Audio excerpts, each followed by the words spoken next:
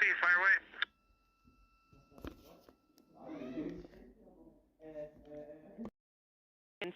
I have to start with a giant wow. Our whole lunar science team and the broader science community has been pouring out positive feedback and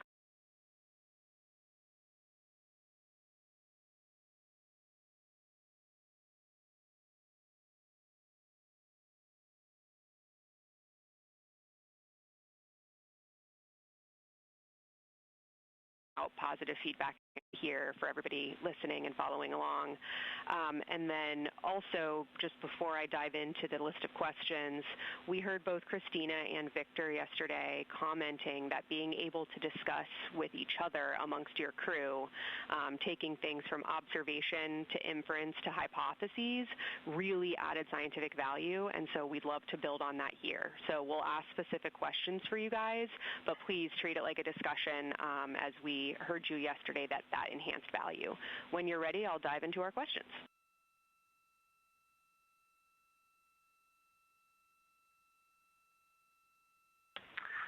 Okay, Kelsey, love all those words. Your plan sounds good. The one thing I wanted to ask you about today during this was I did not record at all where we saw the impact flashes yesterday, so I was thinking maybe I should do that. And if I mean, it's very, very, very rough, so I don't know if that's of any value or not. But if Reed and I can record a rough position in OneNote, do you want to get them off the PCDs, or you just get them when we land? What do you want to do with that? Can you read my mind? This was exactly the first question on our list. So I'll actually just jump right in, and I think I'll answer your question. So number one question was Reed and Jeremy each reported 3 impact flashes. There were audible yells of excitement in the SIR. And we do not feel we have clarity on when the first 4 of those impact flashes occurred. And so we had follow-ups on, were the flashes brief or were they prolonged? And did you notice any color? And to directly answer Jeremy's question, yes, please do make an annotation on where you think you saw those, because right now the citizen science community is analyzing the data and trying to narrow down where you would have seen those.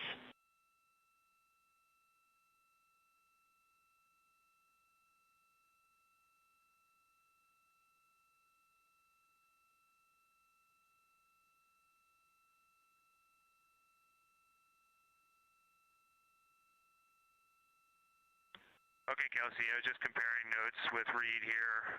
We both experienced the same thing. It's a pinprick of light. I would suspect there were a lot more of them. However, you're going to really be staring at the middle of the dark and not looking at the edges of the sun glow around the moon.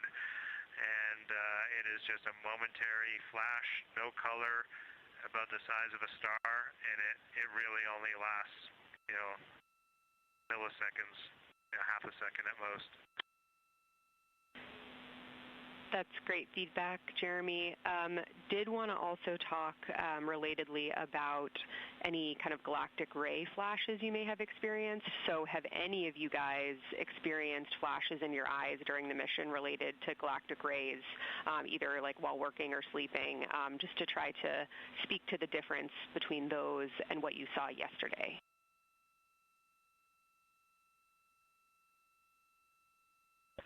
Yeah, 100% difference in those and what we saw yesterday. We see, I definitely see a dozen or two every night when I'm going to sleep. I can talk about those if you want, the galactic flashes, galactic cosmic ray flashes. But the impacts on at least these, what we suspect were impact flashes, were absolutely different, 100% different. And Jeremy said like half a second. I would say they were a millisecond. Like the fastest a camera shutter can open and close, that is what I saw. And I would say they were just white to bluish white. And the size of, Jeremy said size of a star. I really like that analogy from space. It was just a pinprick of light. And maybe it was a priming bias, but to me there was no doubt we were seeing it. And we were all seeing it. So it was, and we were correlating. Great stuff, Reed. Yeah, don't need the description of the galactic ray flashes. So I guess last question for you guys on that. We definitely want that annotation. Please let us know when you have that, and we'll try to downlink it in flight. But when during the period did you see them? Because I think we heard from you like 20 minutes in that you had already seen a couple. So any timing granularity you can provide would help us find evidence from those from the ground and from LRO.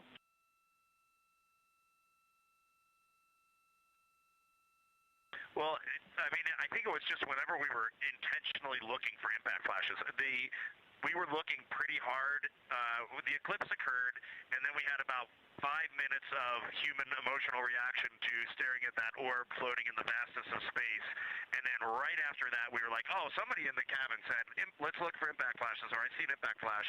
And then we started looking at it, and as we were looking, we all just saw, one or two or three. Mine were, Jeremy's annotating right now, and then I will annotate on his as well. I never saw any that would have been in the Earth glow side, so I do not suspect any that I saw would be able to be correlated from a Earth-based science team. Great feedback. So it sounds like when you guys reported multiple impact flashes, it could have been that you guys all saw the same ones occurring. Any guidance on how many total you saw?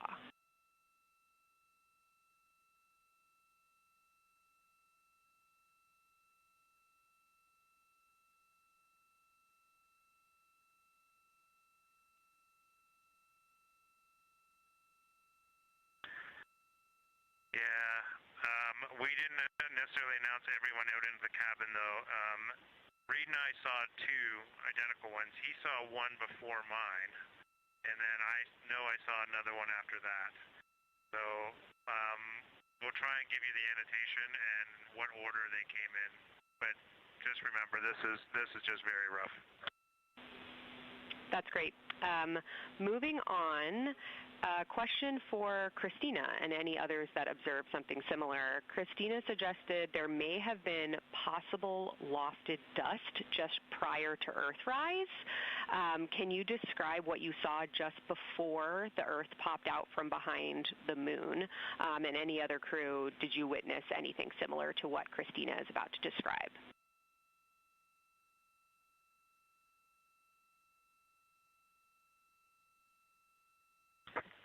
Hey, Kelsey. So this was during, Earthrise. I was still on Eclipse for some reason. Yes, okay. My crewmates were they didn't see it the same as I did. What I saw was when it got close, so as you know, a crescent rose, so it was kind of like two fangs came up, one fang and then later another fang, and then eventually the center of the smile, the crescent. And right before the center of the crescent came up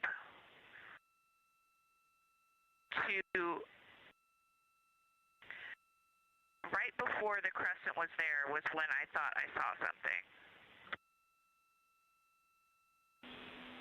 That's a very evocative description, Christina. Thanks. You noticed it was gray. You kind of highlighted a gray color. Did it? What was the thickness of it above the surface of the moon? And anything else you can describe about what made you think it was lofted dust?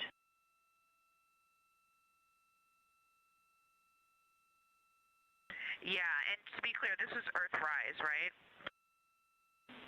A-firm Earthrise, because it's that glow from Earth that would allow that lofted dust to become highlighted against space.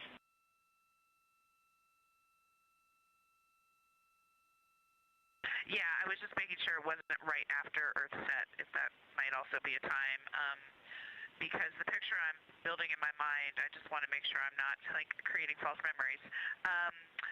Basically, and I think this is why not everyone saw it as lofted dust, it was not tall. It was it wasn't like the corona where it came up high or anything like that. It was just a slightly different gray color right before it rose. And it was small enough to be within the fangs of the crescent. It didn't go farther than the inner part of the crescent. And it could have been an optical thing and not lofted dust, but to me it just sort of appeared, and I felt like it had a glow. I know that those different terms mean things, but I think in this case that would be the appropriate thing there, that it was potentially, in my mind, the sunlight reflecting off of the earth and creating a little glow right before the brightest part of the crescent came over the horizon. Exactly what we were looking for. Thank you, Christina. Similarly, on dust, we heard that Reed chose for his second crew choice target to look for suspended dust. So, Reed, did you see any glow or hints of that dust earlier that made you come back to that observation?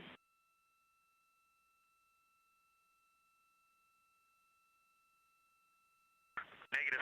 Just really wanted to see some, and I saw none. Understood.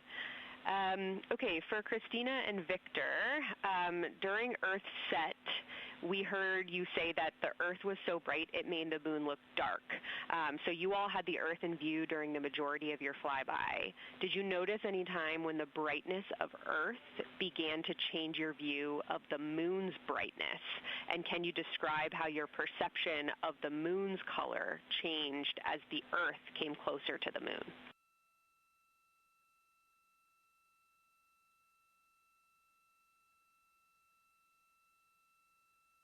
Yeah, absolutely. And essentially, as soon as the Earth became in the view, the easy view, where I didn't have to turn my head, when it was in what I'll call my field of view, not my field of regard, when I could just see it looking straight, the moon was already at a point where I was losing subtle albedo differences.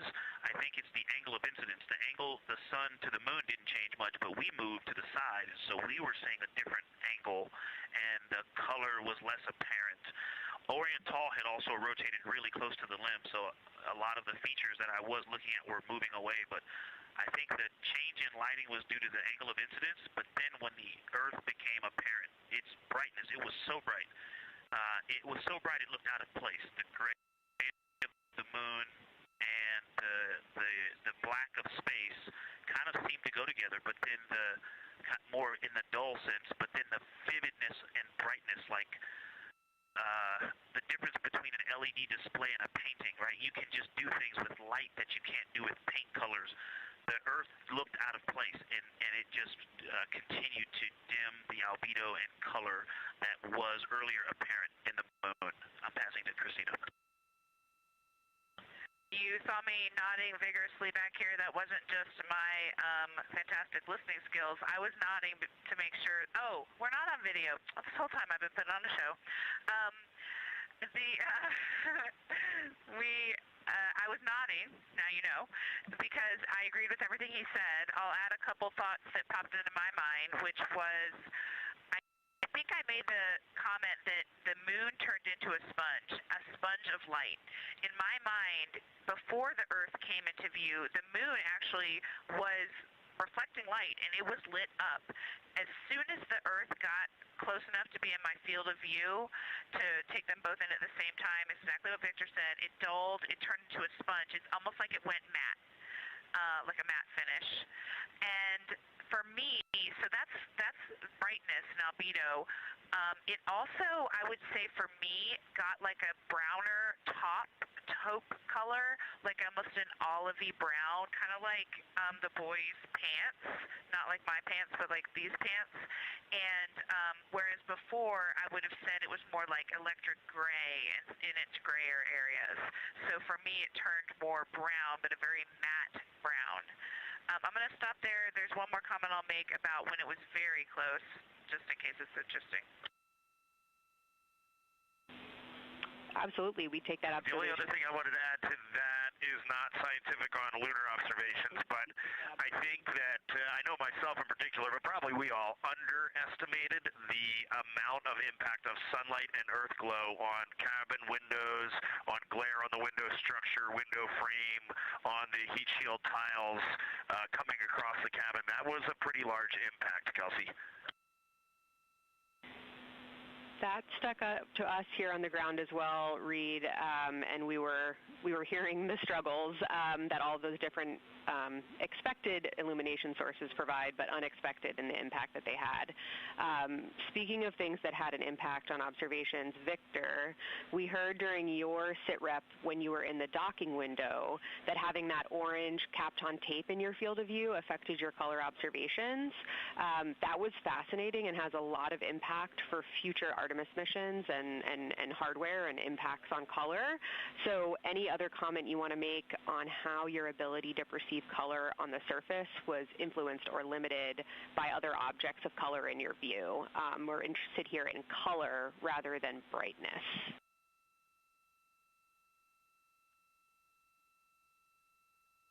Absolutely, but all the comments I made about the Earth earlier apply to this one as well.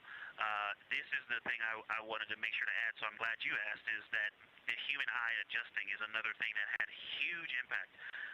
Some of the colors and their patterns did not appear in the moon. The Aristarchus Plateau, you know, the browns, the streaks that we saw there, until you stared. Kind of like the impact flash, you really have to be staring. And it wasn't because of intention, it was because my eyes were adjusting. And so as soon as I would look inside the cabin, the vehicle, if those bright LEDs that were in the vehicle, or if the sun was reflecting off of a corner of the windowsill, or the bright earth in the field of view, those things would change my eye, and I'd have to wait for them to adjust again. And I want to add, while Victor's talking about that, on the Kapton tape color, let me see if I can nods for my crewmates. But when we're looking at Earth, just a normal Earth lit up by the sun, I'm used to seeing these deep blue pictures of like Earth Day photos, Apollo 8 photos. But when we look out, the cloud cover is so bright, it is almost blindingly bright, and you really cannot make out significant detail in the Earth when we're at long distance on a sunlit Earth. So it was very interesting to me that the Earth is so bright from the clouds that it is actually hard to look at. Hey, since we're going discussion style, like you mentioned, I'll add a couple comments on color. I didn't notice color changing my view, except maybe, like Victor said, I didn't realize it when I looked down at the PCD and back, because I do think there was a time scale there where you saw things a little differently if you just stared for a long time. And sometimes even staring out into the blackness to kind of reset and come back. So I think that is a note. We were very much reliant on PCDs for instruction, but that did cause our eyes to constantly refresh on those colors. I didn't notice necessarily a color difference, but just like a quality of observation, maybe like he was saying, like the details or the contrast. So it might have even been a night vision thing. Yeah, that's all I'll say on that. I did want to mention that when we were getting the really, really high amount of light into the windows, even the shrouded windows from the sun, the reflection on things behind the observer that are in the cabin was really strong on the window. So there's some high albedo things behind our heads, like there's a white bar, the abort sticker on the RHC, some other metal things, like we have some white bungees.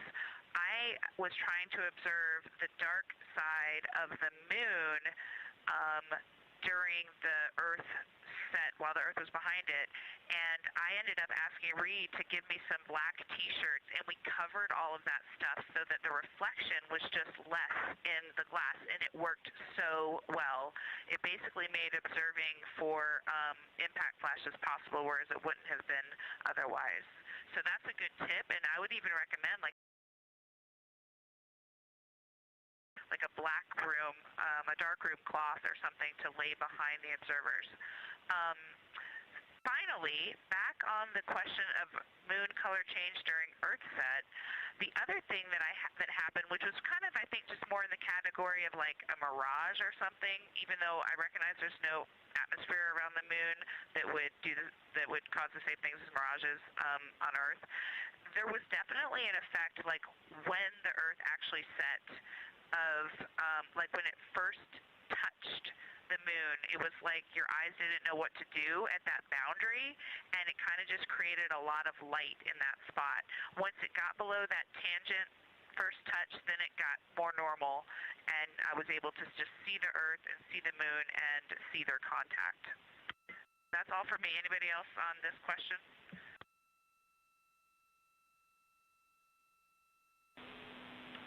Thank you, Christina. And as I think I saw you notice, we did just get video a couple minutes ago, so it's nice to see you as we're talking to you.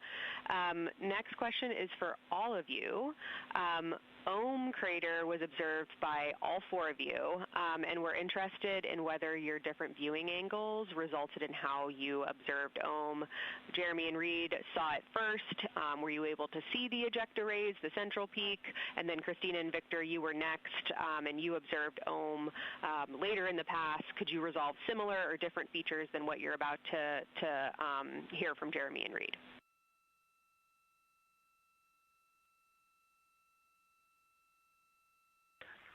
The ejecta blanket for Ohm, I mean, it definitely changed as we went around the moon, but it did not change that much. It was always there.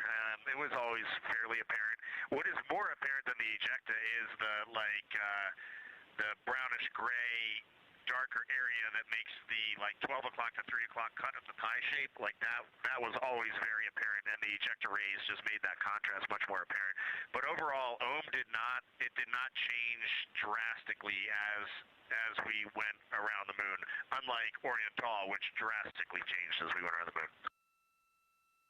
And I'll keep going there. I'm kind of going to ask Reed this question, but it was later on in the orbit that I noticed the ray of Ohm, like the primary ray of Ohm that comes out of roughly the 3 o'clock position, was on the Mare.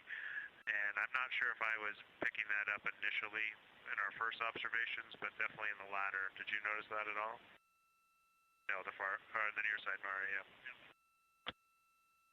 Yeah, Reed says he was noticing that the whole time. That might have been more noticeable to me later on, but that would be the only delta.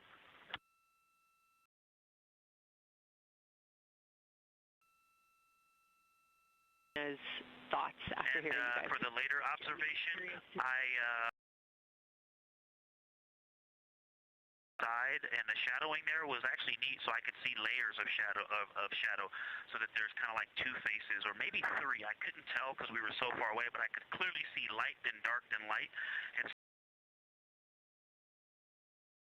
on the eastern side, I was able to see the central area, and I actually thought I saw three distinct groupings of something, and I think that's in the recording, but again, I was so far away, and my eyes were quite tired from adjusting. I was wearing glasses and looking in at the PCD and then looking out of the window out above the glasses, and so my eyes were really getting to work out.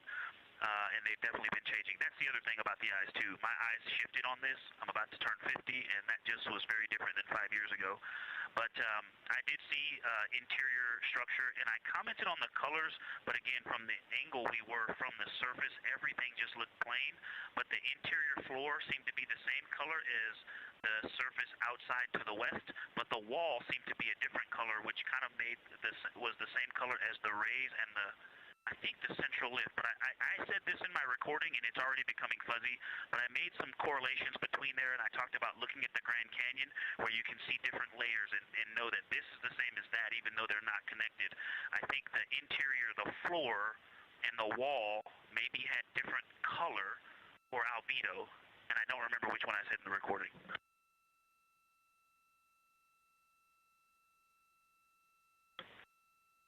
I'll pile on with your question.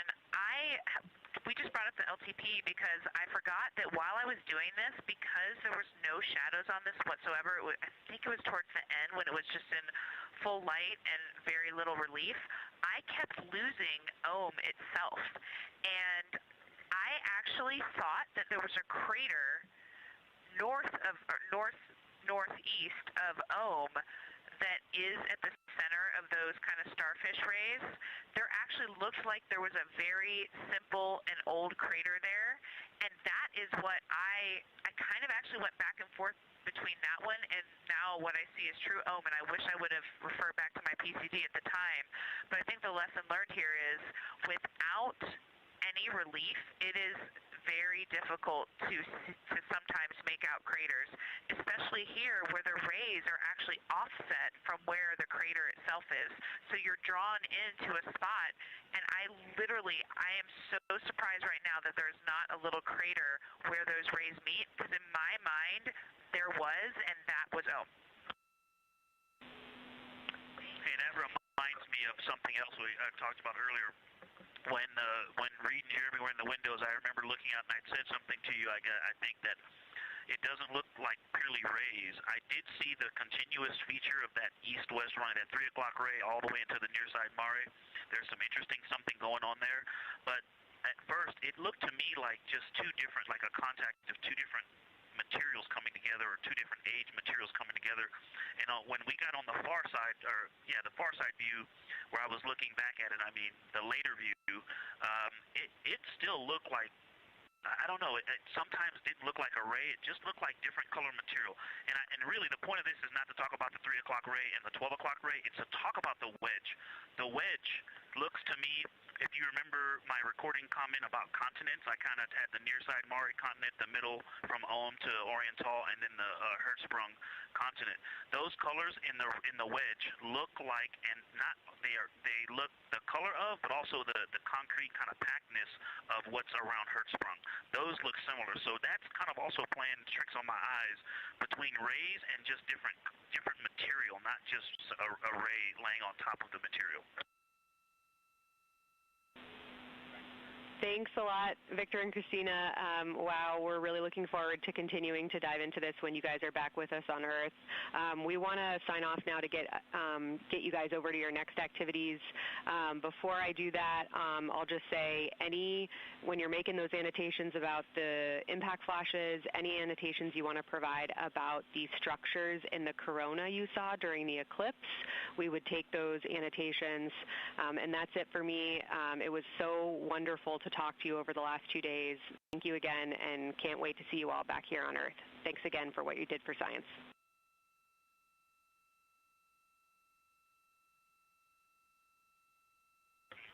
You guys did an extraordinary job of preparing us. We really appreciate you. Can't wait to talk more about this. This was too short. For the sunset recording, if you're looking for that, it's on PCD3, and the file name is recording, open brackets, 13, close bracket.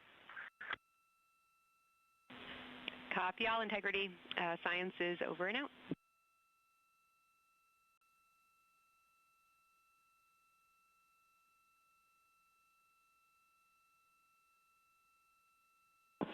Integrity Houston, we're maneuvering to the lunar obs attitude, and we'll be ready to dial for the PFC as soon as we see you online.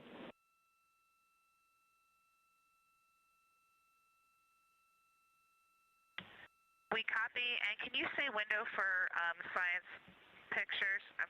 We're a little PCD limited. Checking. Christina, window 2.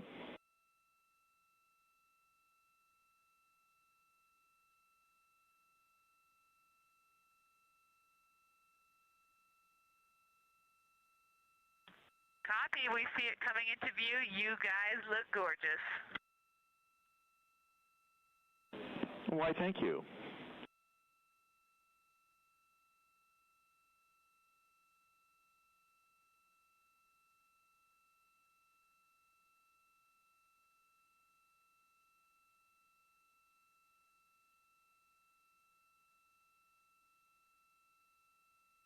This is Artemis Mission Control. You just heard Dr. Kelsey Young, Artemis Science Flight Operations Lead, speaking with the crew aboard the Integrity spacecraft, Orion. Yes.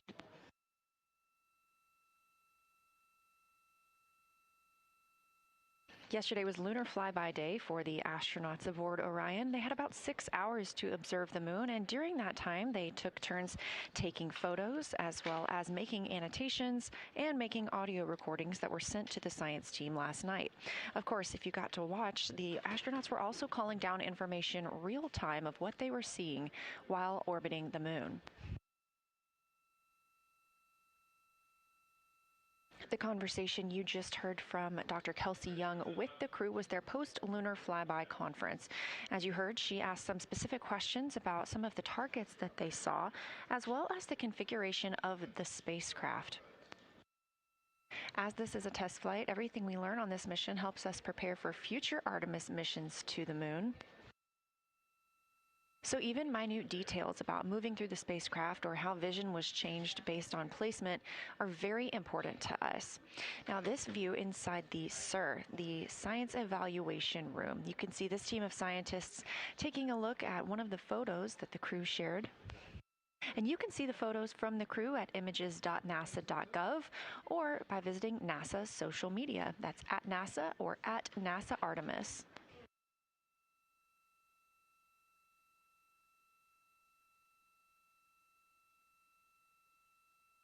During the flyby yesterday, the crew became some of the first humans to see portions of the moon that had never been seen before by human eyes.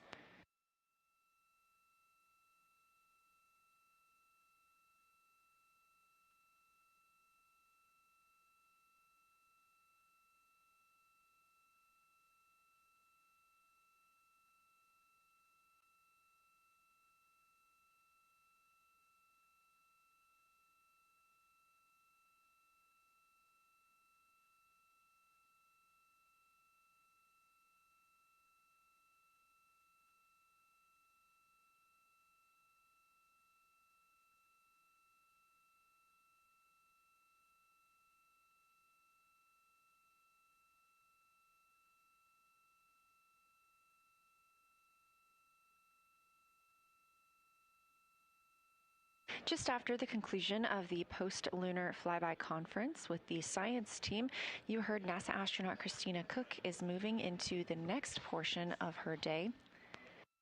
That would be opportunistic science imaging. She's going to be taking some pictures of the Earth from outside the windows of Orion.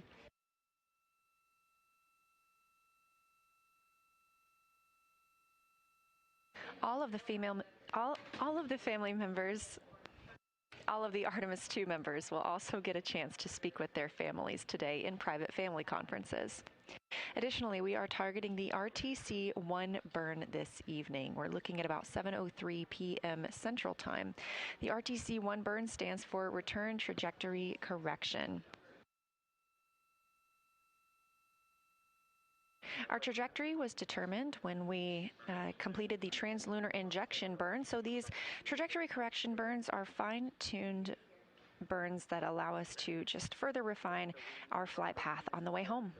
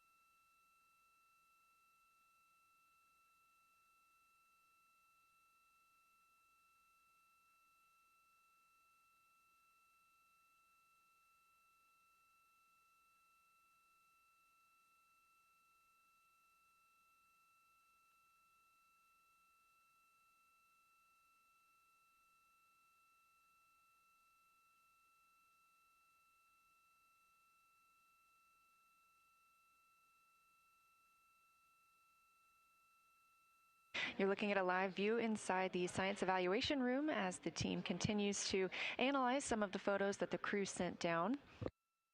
Again, this is the first crew to fly by the moon in over 50 years. So some of the photos they took will be of areas that had never before been seen by human eyes. This was determined by our launch date, which was April 1st. The crew additionally became the first people to see a solar eclipse from the other side of the moon. We got some live views of that real time as well. It was pretty incredible to see the corona of the sun coming around the side of the moon.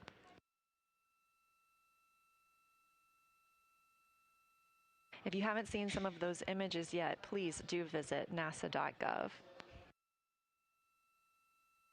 We're now a mission elapsed time of 5 days, 21 hours, and 2 minutes into the flight of Artemis II, the first flight of humans aboard the Orion spacecraft. Orion is now 230,896 miles away from Earth, but continuing to grow closer. 44,464 miles away from the moon and continuing to grow farther. You can track these stats at any time by visiting nasa.gov/track-Artemis.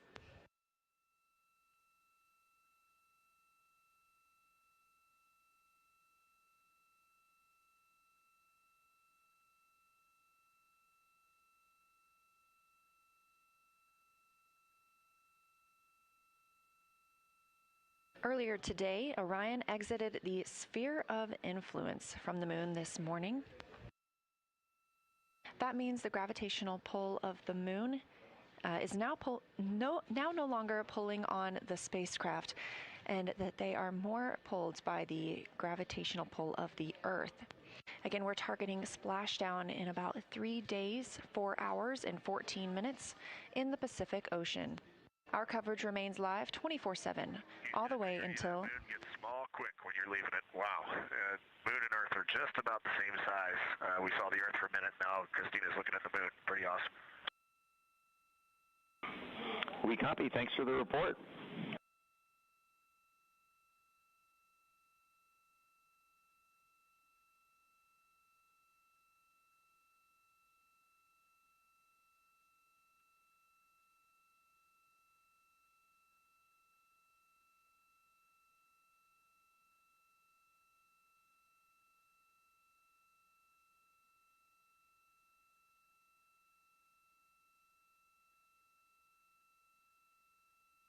As you've heard throughout the flight, the Orion capsule is often referred to as Integrity. This is a name given to the spacecraft by the Artemis II crew members and announced last year. The crew reports that the name Integrity embodies the foundation of trust, respect, candor, and humility across the crew and the many engineers, technicians, scientists, planners, and dreamers required for mission success.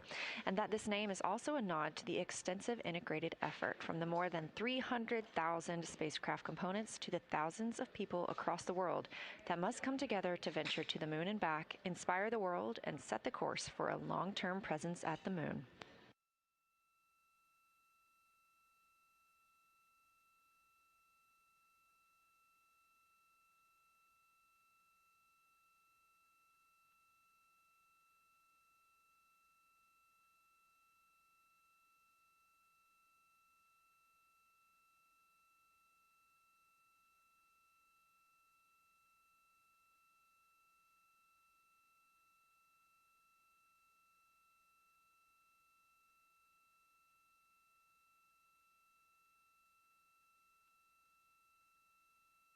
You're now looking at a live view outside the Orion spacecraft, solar array wing positioned to look at the spacecraft itself.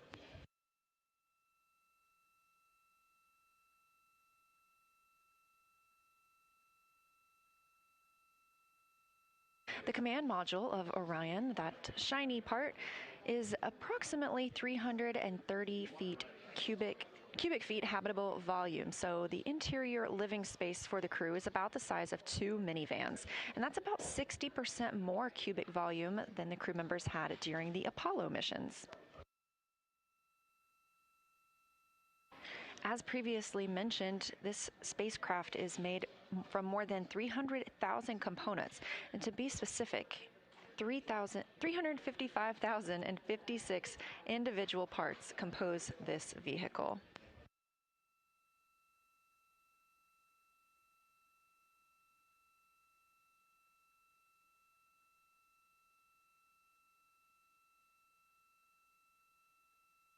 This a live view inside the Artemis Mission Control Room where the team continues monitoring all systems aboard the spacecraft, making sure we are set for mission success. This room is also staffed and monitored 24/7. This helps us ensure the spacecraft is safe as well as our astronauts.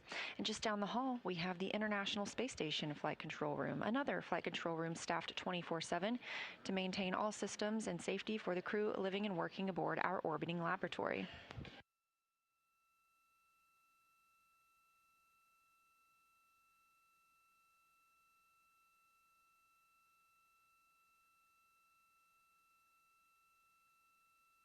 Because the crew did have such a busy day yesterday for flyby, we anticipate hearing from them a little less today as they have some downtime.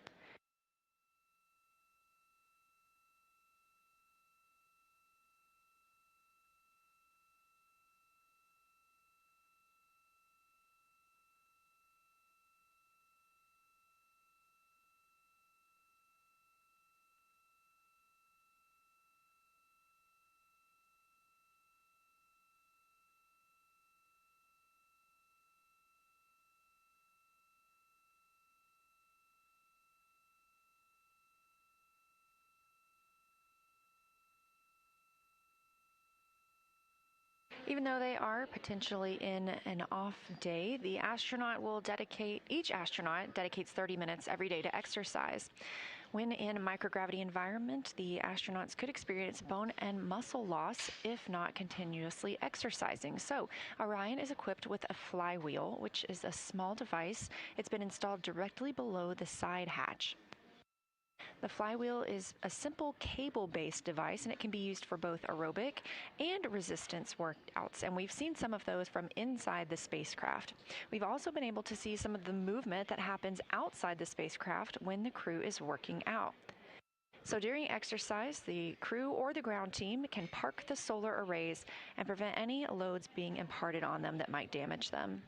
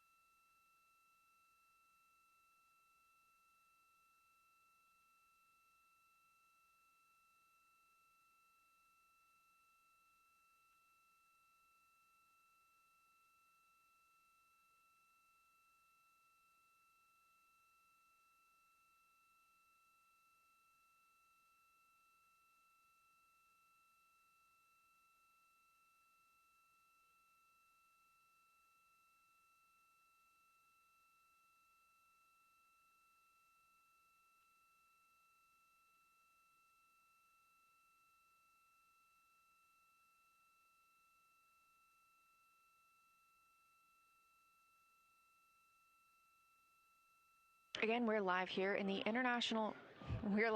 Artemis Flight Control Room. 5 days, 21 hours, and 15 minutes into the Artemis 2 mission. This is the flight day 7.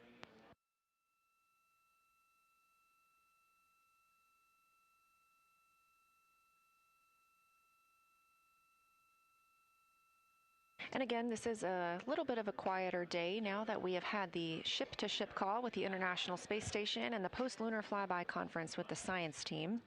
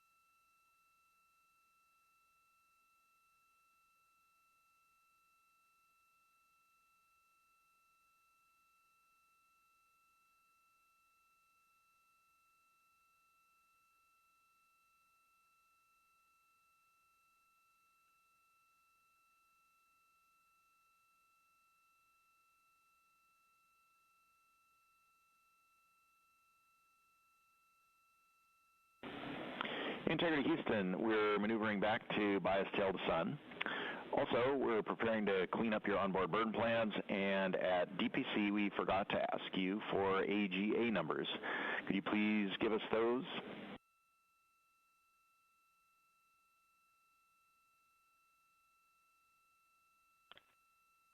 Okay, Stan.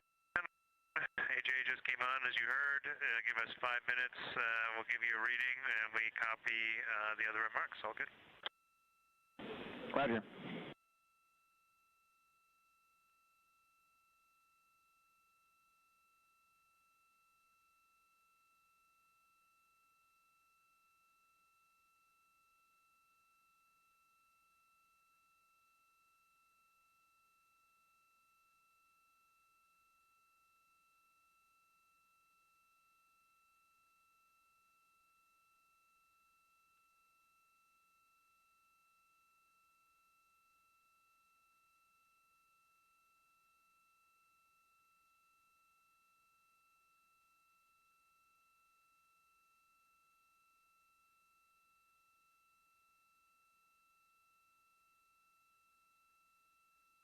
The voice you hear communicating with the astronauts today from Artemis Mission Control is NASA astronaut Stan Love. He's the Capcom for today. The Capcom stands for Capsule Communicator, and that's the single person in the room that communicates with the crew. This keeps their communications streamlined, both from all the ground teams to and from the astronauts.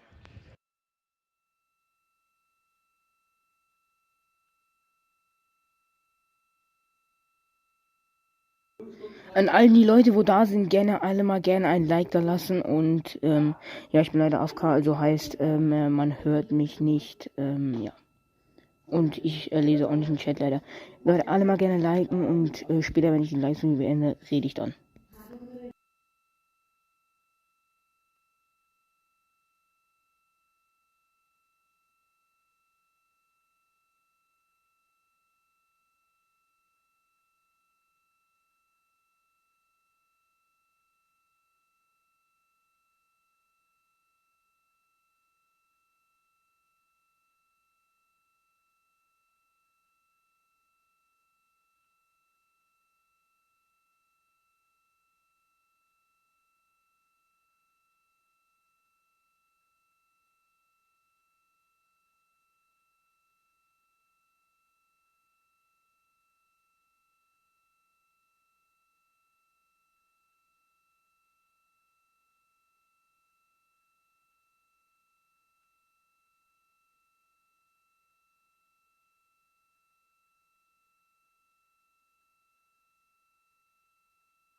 And Houston, integrity for opportunistic science imaging note.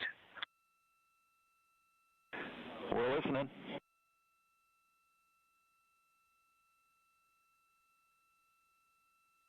Yeah, just wanted to mention that towards the end of that opportunity, I'm not sure if it was after the maneuver started or just before it started, but the sun was out the window that I was observing on, and I went to go look for the moon to take more pictures of it after kind of pulling my vision away to look at the lunar targeting package. And when I put the camera back out, I ended up pointing it directly at the sun for a second. So just a reminder that if something's gonna change to where the sun is now in the view that people are looking out at the camera, just give us a heads up.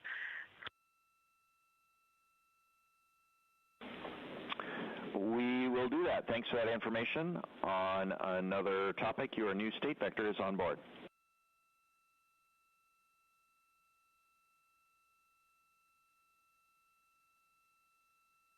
Awesome, thanks, and I'll be ready for my PFC in a couple minutes. Do I need to tell you all which PCV I'll be on?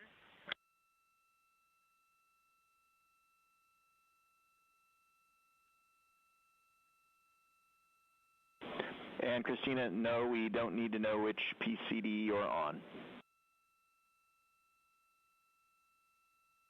We'll just dial your account. Copy, I'll be signing in shortly. Appreciate it.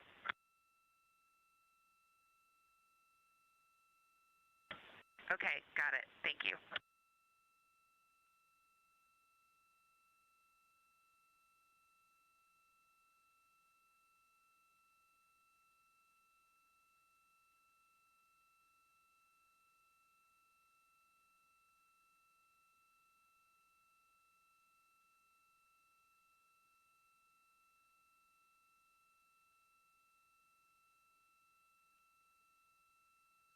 As you heard, that communication's coming from Orion and NASA astronaut Christina Cook, mission specialist. She had an opportunity to do some opportunistic science when the spacecraft's attitude was pointed to allow her to see Earth and the Moon at separate times.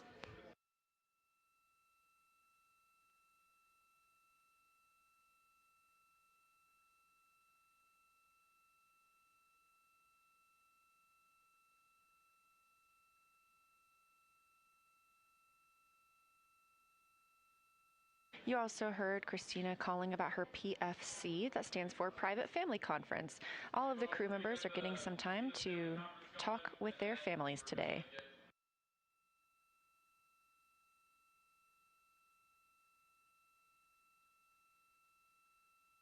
Meanwhile, NASA astronaut Victor Glover is scheduled to conduct some aerobic exercise on the flywheel. Teams here are sending commands to park the solar arrays in safe harbor. That prevents any loads being imparted on them while the crew is exercising.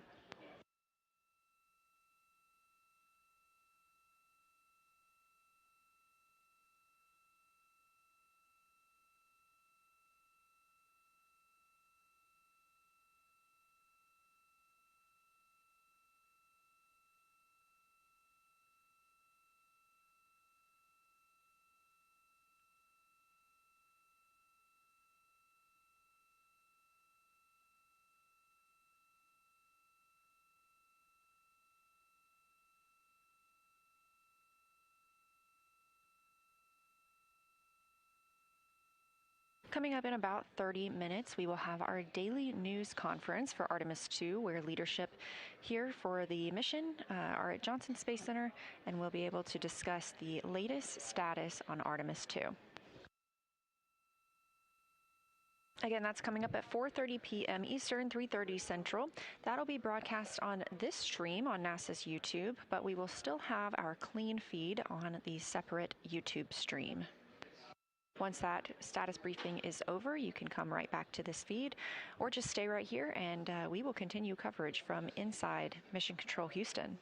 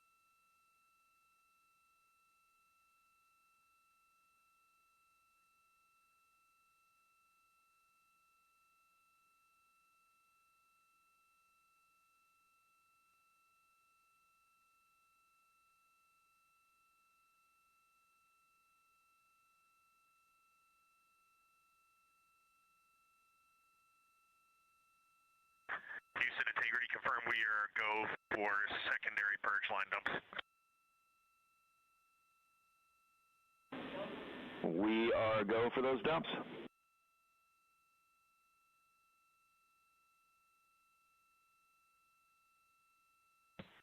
Can you remind me again, Stan, when we have to stand down from them today?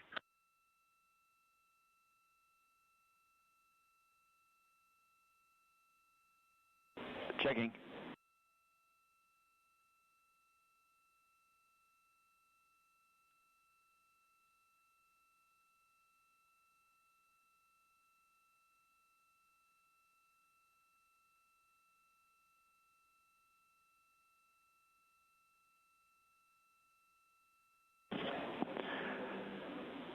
And Reed, we'd like you to stand down from CCU dumps between MET 3 hours and MET 5 hours 30 minutes, except for the scheduled dump on Victor's timeline at 3:10.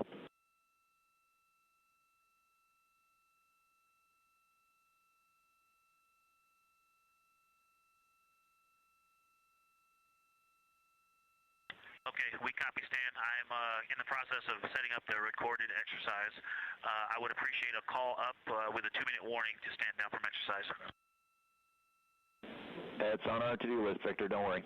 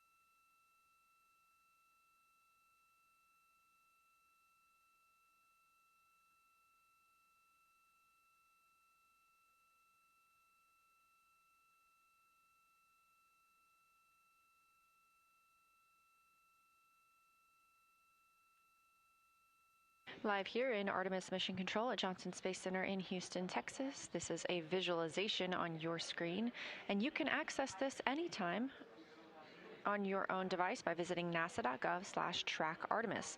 This is called ARROW, the Artemis Real-Time Orbit website.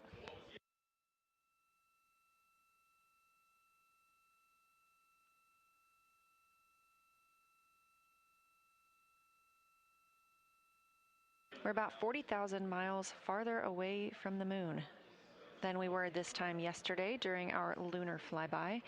And if you have not seen some of the pictures coming down, please do check out NASA social media. They are absolutely phenomenal.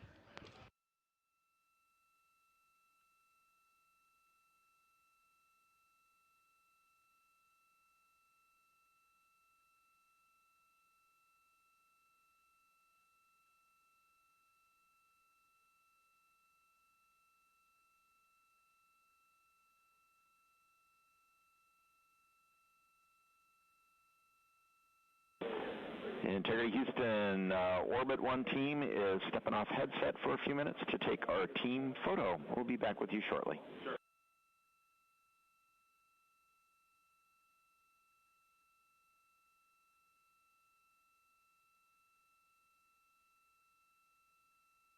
Sounds great, Stan. Enjoy that and savor that moment. Please savor that moment. What an exceptional time.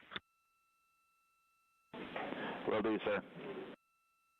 Those communications coming from Capcom and NASA astronaut Stan Love to the crew aboard Orion. The Orbit 1 team is monitoring the consoles here at Mission Control Houston, led currently by NASA Flight Director Jeff Radigan.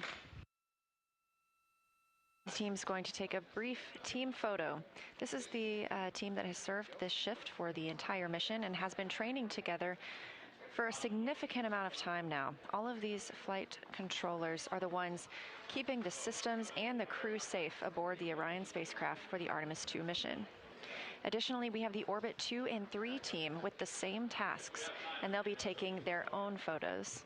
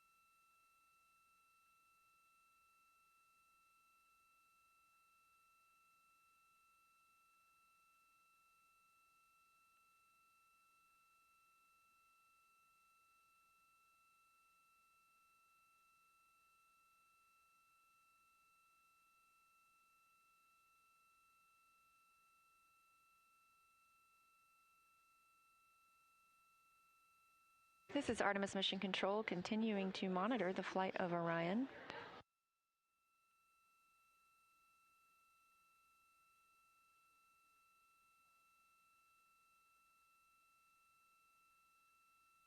We are now 5 days, 21 hours, and 36 minutes into the Artemis II mission, the first flight of humans aboard Orion.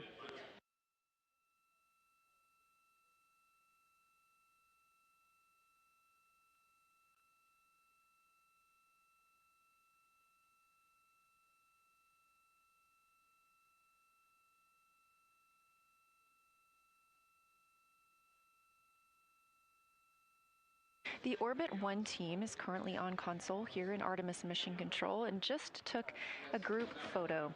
We are on flight day 7 of this 10-day mission, with Orion targeted to splash down about 3 days, 3 hours, and 40 minutes from now.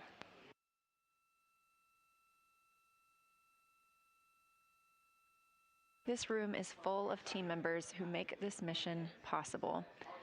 That includes Prop, the propulsion officer, CDH, command and data handling, INCO, our integrated communications officer, MPO, the mechanical and power officer, and so many more.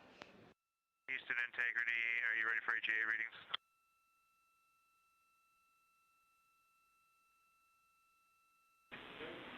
Yes, Jeremy, we're ready to take those AGA readings. And Houston, there's no rush if you're still taking the photo. Just going to give you AGA readings whenever you want them.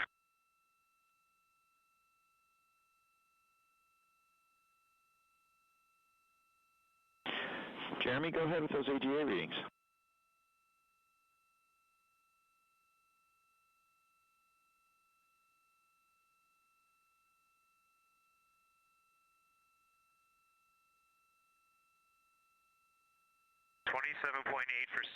For O2 and CO2 is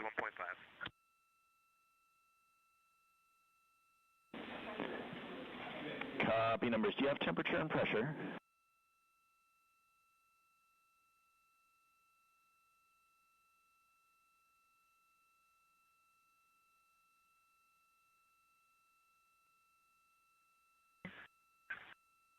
.4 for pressure and 77.3 for temperature. Copy all. Thank you, sir.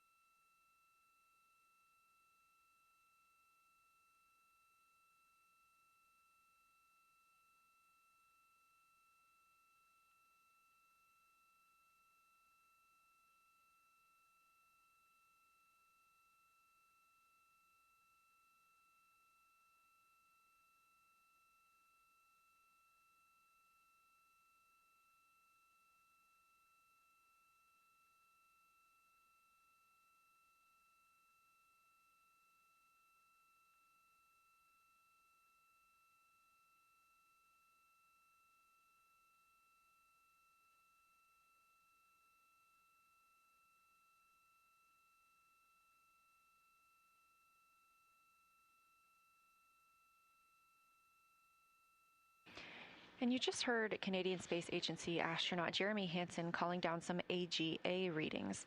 The AGA is the Anomaly Gas Analyzer, and this is powered on before exercise. It takes about 5 minutes before they can give readings, and they want those readings once they start exercise and afterward.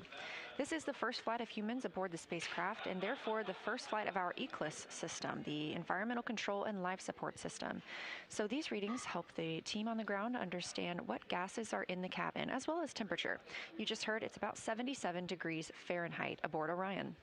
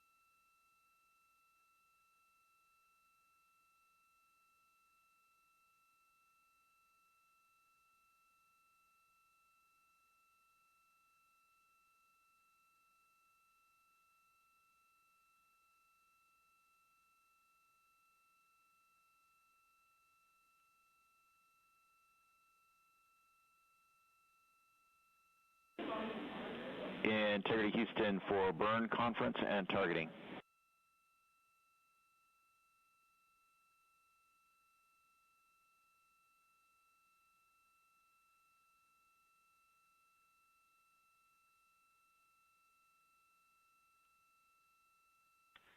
Go ahead, Stan. Hey, Jeremy, our GNC maneuvers are conflicting with our preliminary targeting activity, so we may have to do prelim a little later, or we may skip it entirely and pick up at intermediate. We'll keep you posted on how it's going.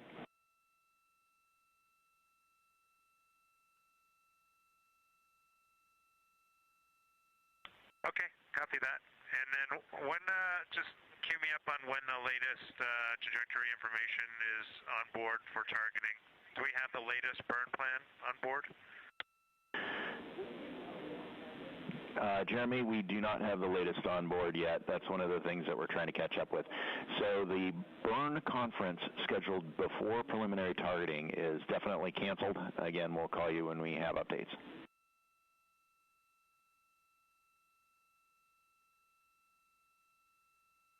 Okay, understood, Sam. No problem. We're pretty flexible.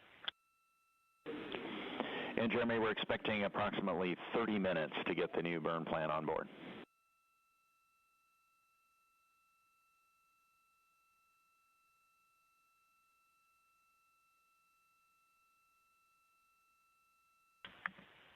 Okay, understood, Sam.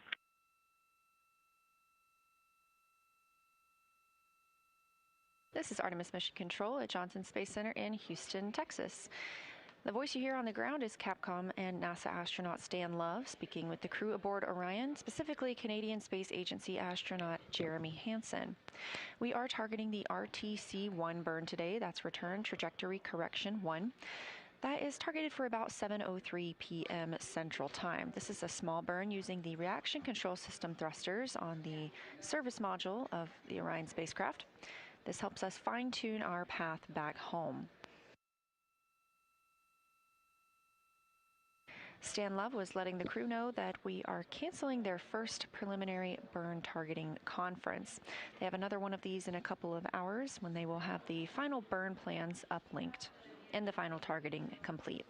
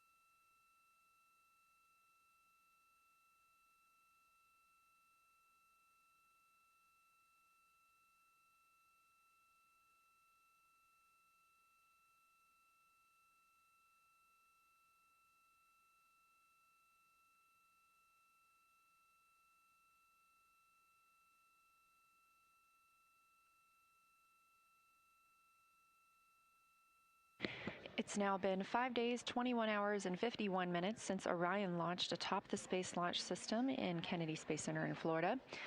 The crew aboard Orion is getting into the first few hours of their day. They woke up approximately 10:35 a.m. Central Time today to the song Tokyo Driftin' by Glass Animals and Denzel Curry.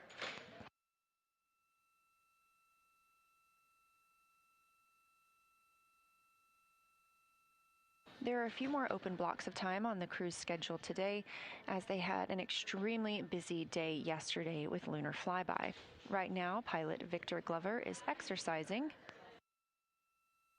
And Christina Cook is enjoying her private family conference. You heard her call down just prior to that she was ready for her PFC, and that's what that stands for. All of the crew members are getting a chance to talk to their families today.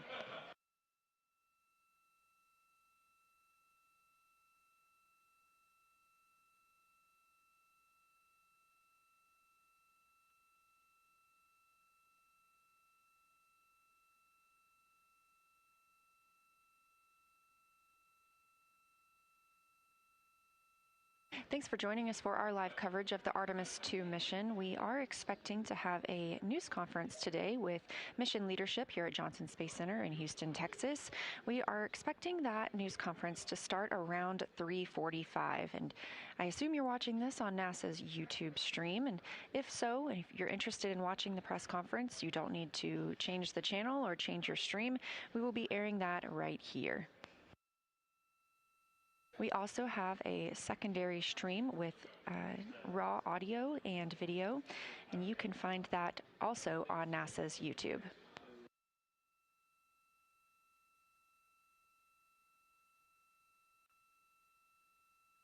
Here's a video from the outside of Orion, and as we mentioned, pilot Victor Glover is exercising. We do see the spacecraft move a little bit when the crew is exercising, and so the teams here park the solar arrays into a safe harbor position.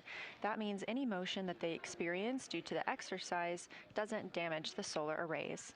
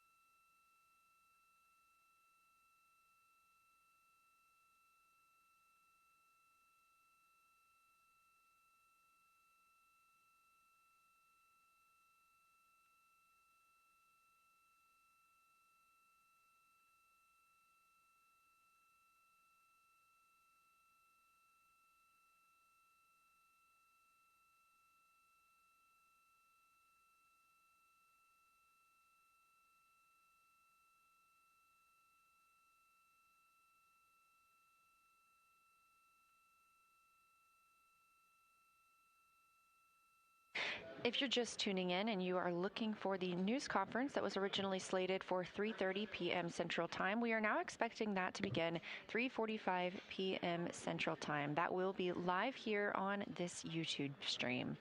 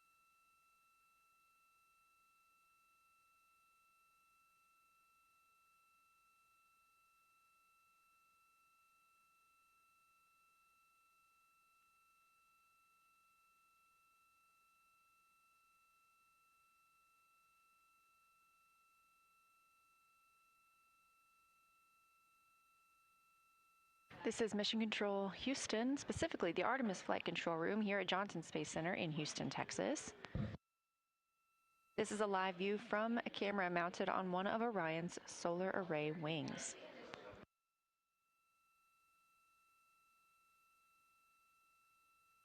Interestingly enough, each of these solar arrays provides enough electricity to power 2 3-bedroom homes. This camera looking back on the European service module as Victor Glover, pilot of the Artemis II mission, conducts his exercise for today. That's why you are seeing some movement on your screen. We are mission elapsed time 5 days, 22 hours, and 2 minutes into the flight of Artemis II, the first flight of humans aboard the Orion spacecraft. And if you are looking for the press conference that was slated to start at 3:30 p.m. Central, we are now expecting that to start closer to 3:45. You're in the right place.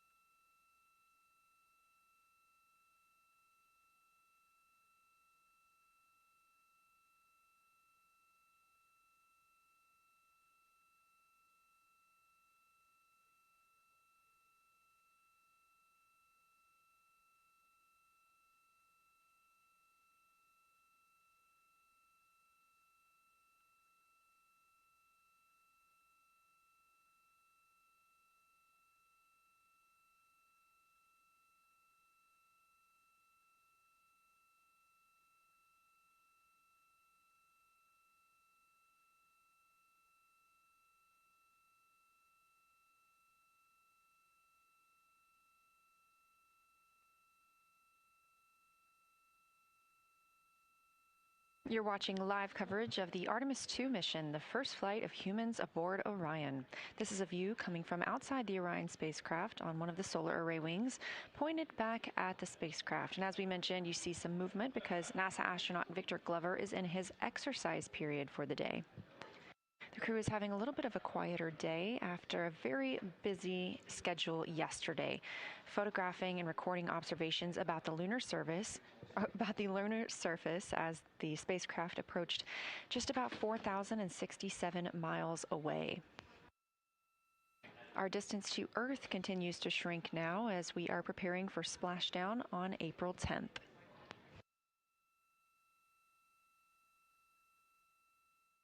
We're standing by for the start of our daily press conference here at Johnson Space Center in Houston, Texas, and expect that to begin momentarily. So if you are watching this channel and looking for more spacecraft views, you can switch to our other live stream.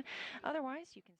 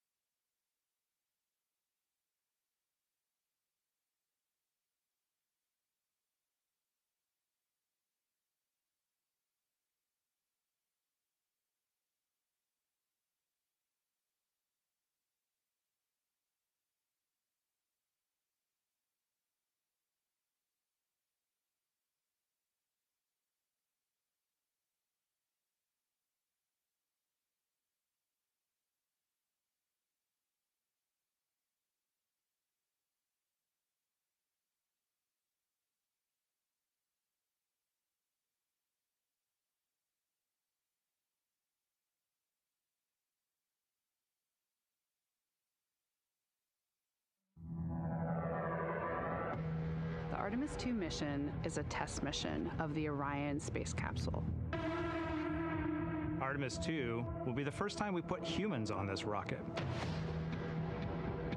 We're going back to the moon because it's the next step in our journey to Mars. We were always going to the moon. Pushing ourselves to explore is just core to who we are. That's a part of being a human. And liftoff. We shall return. Continuing to test out every bit of Orion. Coming back to Earth, 7 miles a second. When humanity sets big goals, we can bring together genius from around the world. You have the best people on planet Earth putting this vehicle together. That's what's up. To innovate for the benefit of humanity and to inspire the world through discovery. And here we go.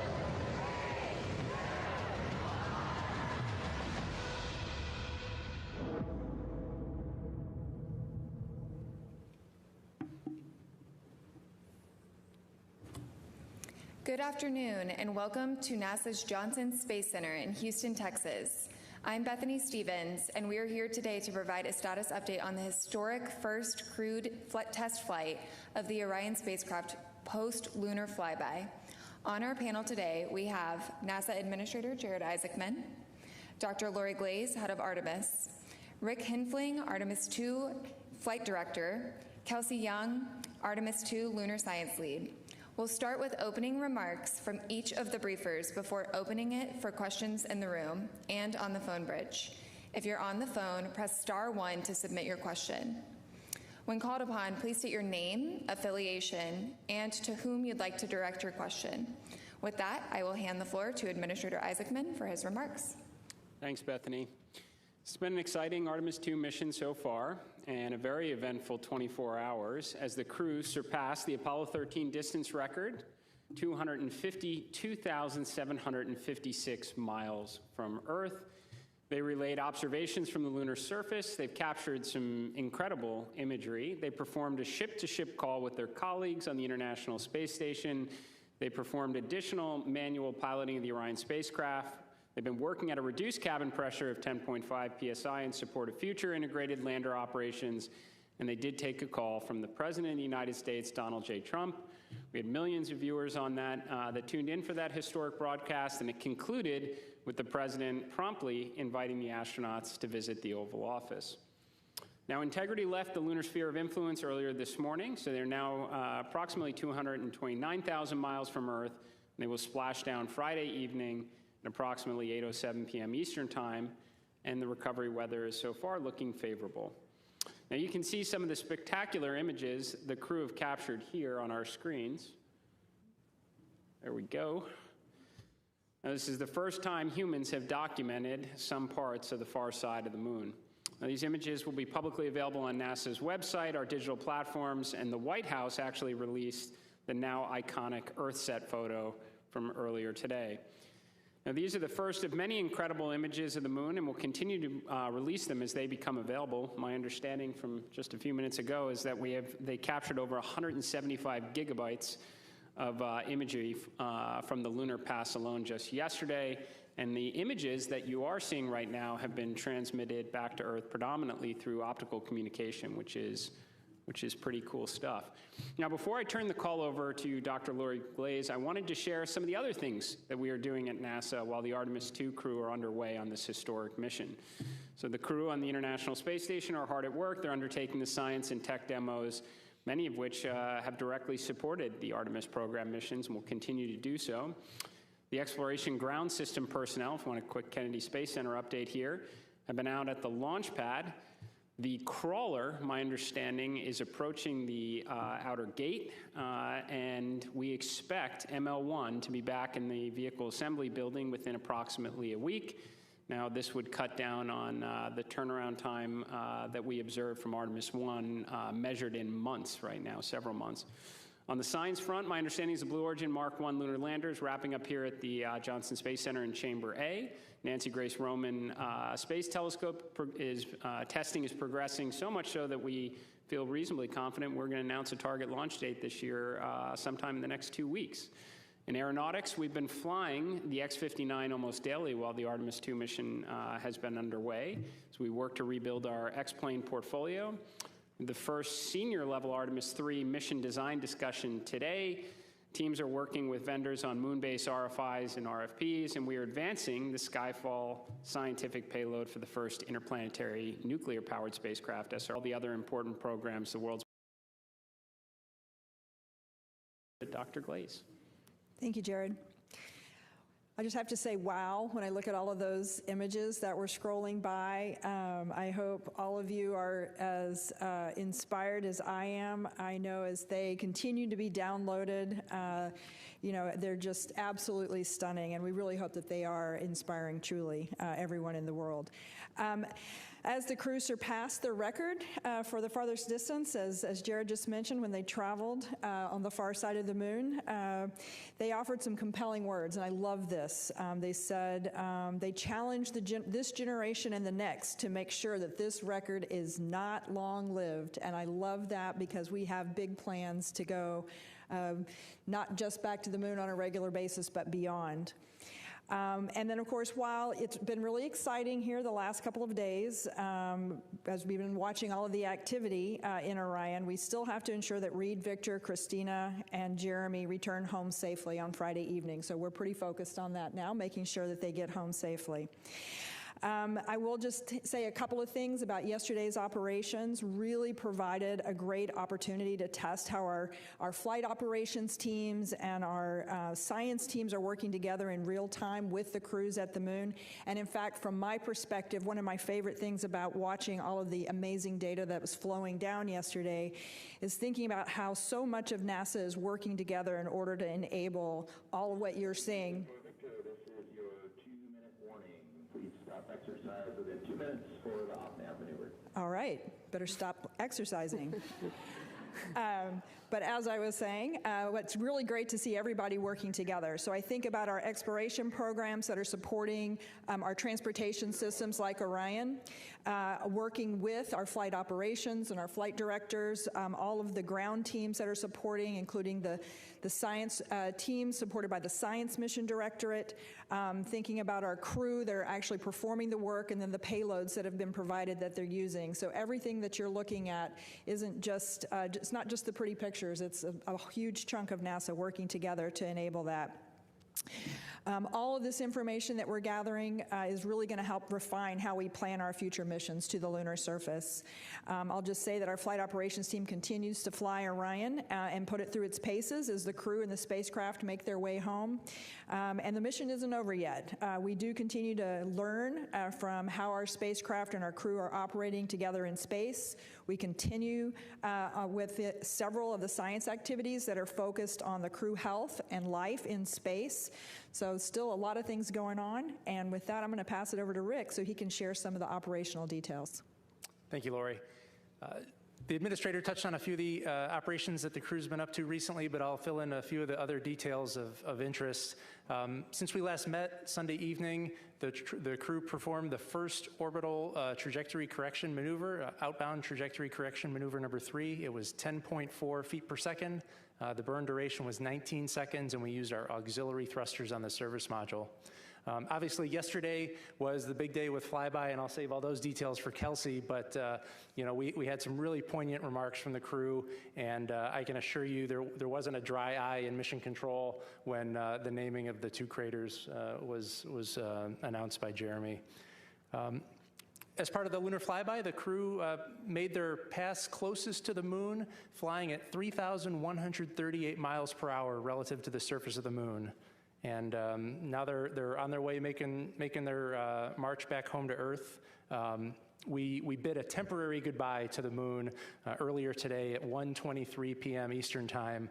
That's the milestone where we exited the lunar sphere of influence and we're back under the control of Earth's gravity. As for today's operations, we had a couple of public affairs events. The crew is going to have, each of them will have a conference with their family members. We'll have some routine medical checks. And then in the evening, we're going to perform the first return trajectory correction maneuver. It will be 1.3 feet per second. It'll last about 15 seconds, and we're going to use the service module reaction control system thrusters to do that burn. We expect that burn to occur about 9 p.m. Eastern Time. Finally, I'll conclude my remarks with acknowledging that the USS John P. Murtha has left port and has started steaming out to the midway point for the recovery of Integrity and her crew later on Friday. That's all for today's operations update, so I'll hand it over to Kelsey. Thanks. Spirits are very high. We did what we set out to do. The lunar science team and the crew prepared extensively, as we talked about a couple days ago, for flyby, and I hope you all saw that yesterday during execution. We confirmed, as Lori mentioned, that we can, achieve science through orbital observations and through integrating science into flight operations. And as Rick just said, we left temporarily, and we're looking forward to integrating all these lessons learned in future missions. I can't conclude opening remarks without diving into science detail, so forgive me just a couple deep dives. Impact flashes, over a 30-minute observation period, and this was largely during that time of the eclipse, crew observed several impact flashes.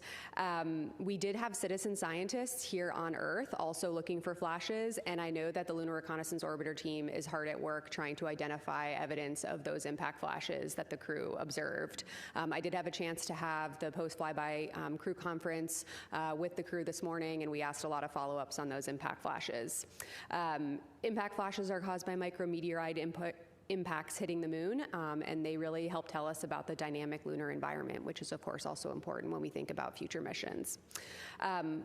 I don't know if I expected to have the crew see any on this mission, so you probably saw the surprise and shock on my face. And though I was not in the science evaluation room, I heard that there were audible screams of delight. So, a very excited science community. You've heard me talk a lot about the importance that human explorers bring to scientific exploration, especially around observations of color. And so I'm sure all of you, like I was eagerly awaiting if they saw any other colors other than black, white, and shades of gray. You heard that they did indeed. Right away, they started describing the green around Aristarchus Plateau and different brown hues.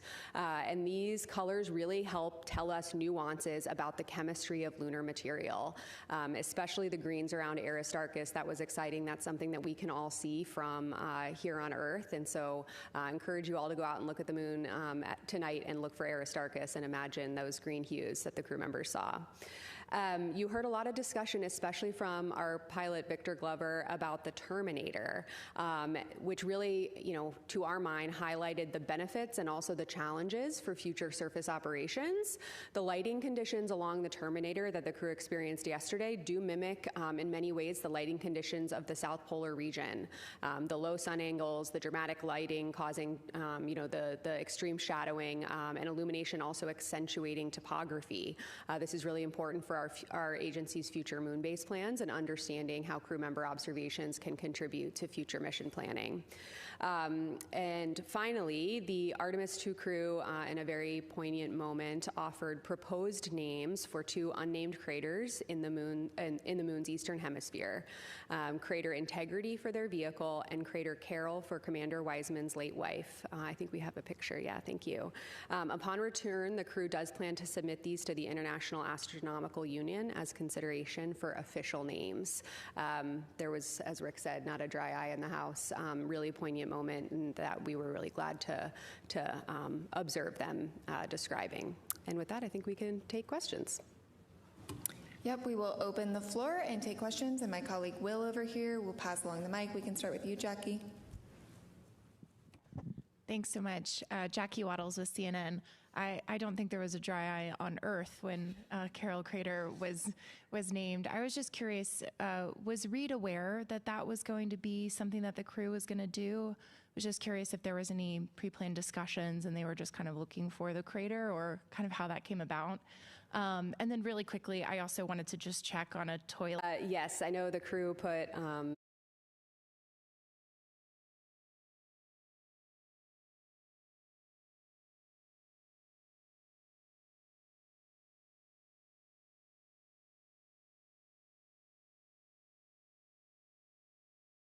thought and pre-planning into what you heard yesterday. It is my understanding that he was aware prior to yesterday.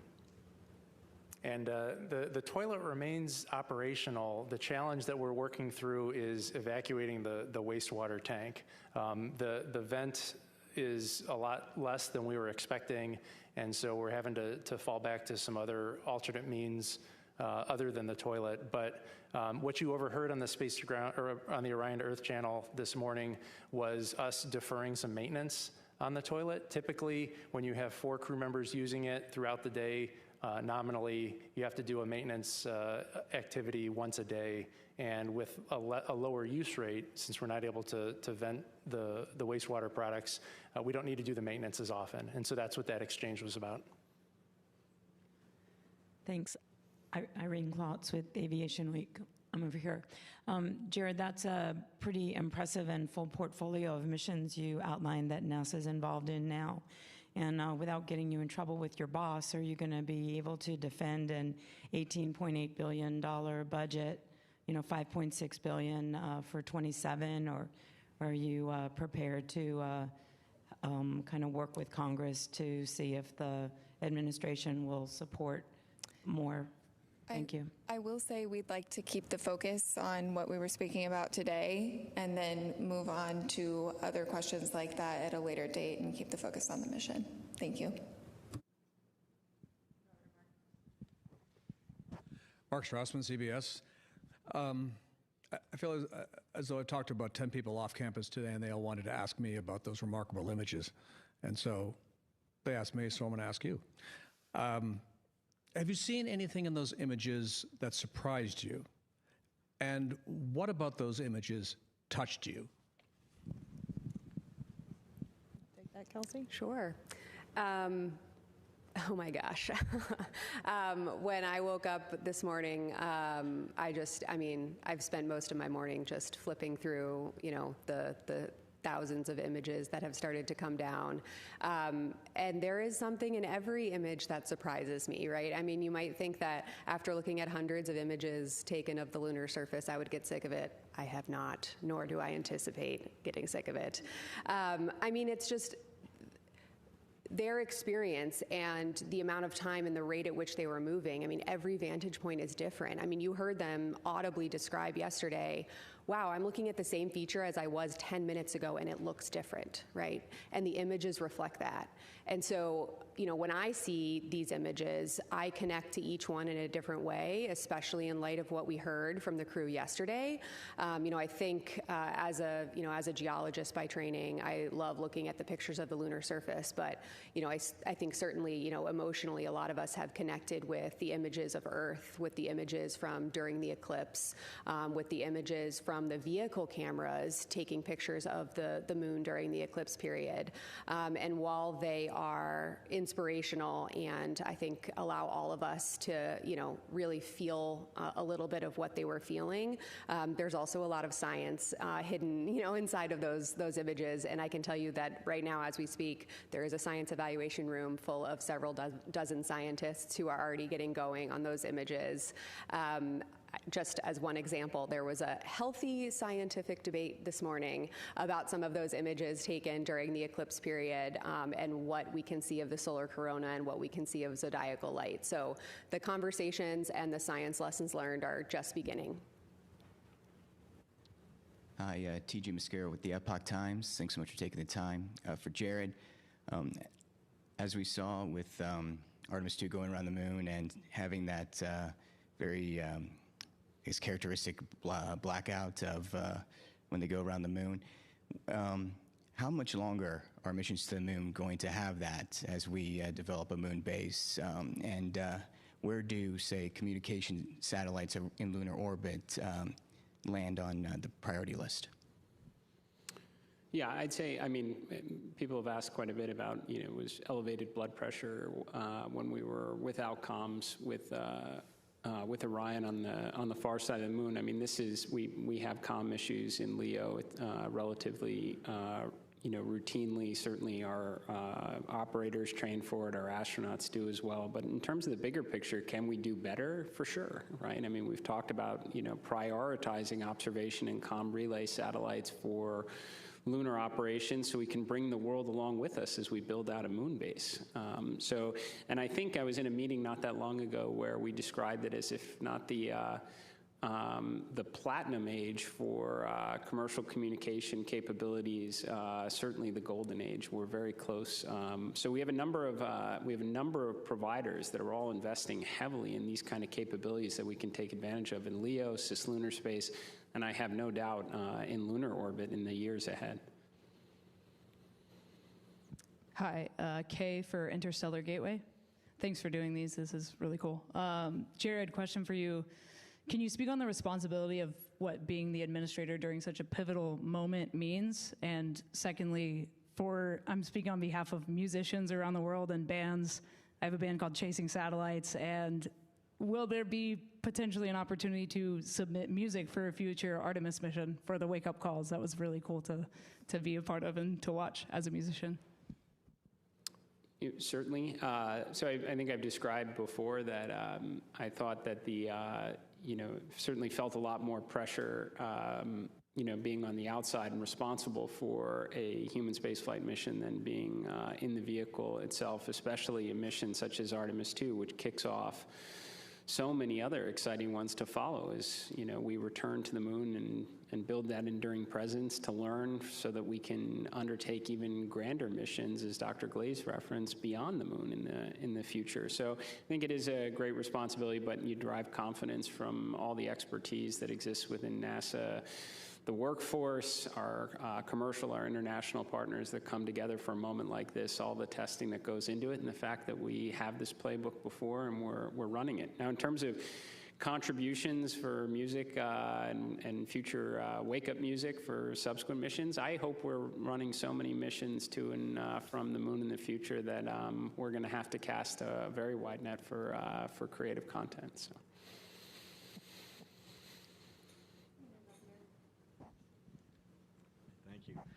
For Administrator Isaacman, Tom Costello with NBC News. I'm just wondering, how are you feeling now? I realize we don't have the crew home yet, but you've had a very successful trip around the far side. How are you feeling about this setting the stage, testing out the vehicle for a lunar landing as soon as 2028? Yeah, well, I'd say for this mission, we're certainly off to a good start. Clean launch, and the vehicle has been doing well. I've made commentary early on that I like that we're talking about, water access valves and cabin temperature and even plumbing issues, for that matter, for all the things that we could have been potentially talking about prior to the mission underway. But I'll breathe easier when we get through re-entry and everybody's under chutes and in the water. In terms of getting ready for the subsequent missions, it's kind of why I picked some of the words that I did at the beginning of this press event, is that a lot of people's rightful attention right now is on the crew of Artemis 2, especially here at JSC and Mission Control, especially the recovery forces that are now making their way out to bring this crew back to their family. And for everybody else, we've got the other things to get done, including thinking about Artemis 3. It's why I was very happy that the crawler is making its way out to 39B right now. We've got a timeline to get it back in the VAB, ideally in a week. That would cut down on the turnaround, I think, by 3 months compared to Artemis 2. So we can undertake, again, world-changing missions like Artemis 2 right now and get ready for the next ones at the same time. Hi, Josh Dinner, Space.com. Has this mission revealed anything about life aboard Orion, crew workload, flights in deep? We've learned a tremendous amount as part of a lot of the flight test subjective activities we've been doing. I think we have a couple of problems that we still need to work out, but are relatively small and incremental in nature, as opposed to wholesale redesigns of spacecraft subsystems. So overall, I'm extremely pleased with the performance of the spacecraft and how it's served as a campsite for our 4 crew members. We'll go from Marcia to Eric and then do a couple on the phone bridge. I'm Marcia Dunn, Associated Press for Dr. Young. It's hard for me to know how quickly these pictures are coming down. How many would you estimate that have come down so far of the moon? And these luminous flashes on the surface, was that an actual meteor shower, do you think, or is it just your usual business of falling debris? Yeah, so the team, the FOD team, is working really hard to bring down the images as fast as they can. Of course, we also have other vehicle data that needs to come down as well, but the team is working really hard to try to get those images down and of course, get them out to you guys as well. As of the time I left Console, roughly an hour ago, there was just over 50 gigabytes of data from yesterday that had come down. Of course, every image does not exactly have the moon in it, but it is taken from within the lunar observation period. So we're working really hard to get those down, as well as the audio files that the crew were taking. That's a really rich scientific data set because it captures the nuance of what the crew were seeing. We heard a few of those per hour in those science situational reports you were hearing yesterday, but there are multiple hours of recordings of meaty science observations, about 2/3 of which we've been able to get down so far, and our team has already been looking at that, those couple hours of transcripts and audio files. As for the impact flashes, yeah, absolutely. We think they saw at least 4 and possibly up to 6 impact flashes. Again, I talked to them about that just this morning in the crew conference with them. I think, it's very early to tell, right? This happened less than 24 hours ago. Our teams are looking at it now, and spacecraft like the Lunar Reconnaissance Orbiter will be really helpful to try to help us narrow in on that.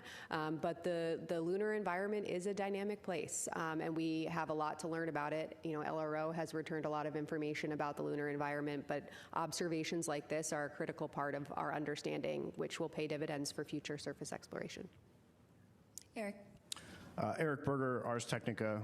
There's a question maybe for Jared. So why haven't we been back to the moon in 53 minutes? I'm just kidding. So you brought up the Artemis 3 mission design. Can you bring up or talk about the 2 or 3 hardest problems that you're tackling?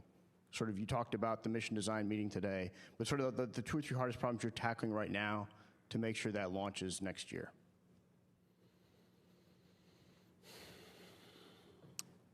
Yeah. So I don't want to get too far out in front of a mission that's underway right now. I would just say that there are a lot of things based on the information we have available today, from feedback from our vendors, that we know are achievable.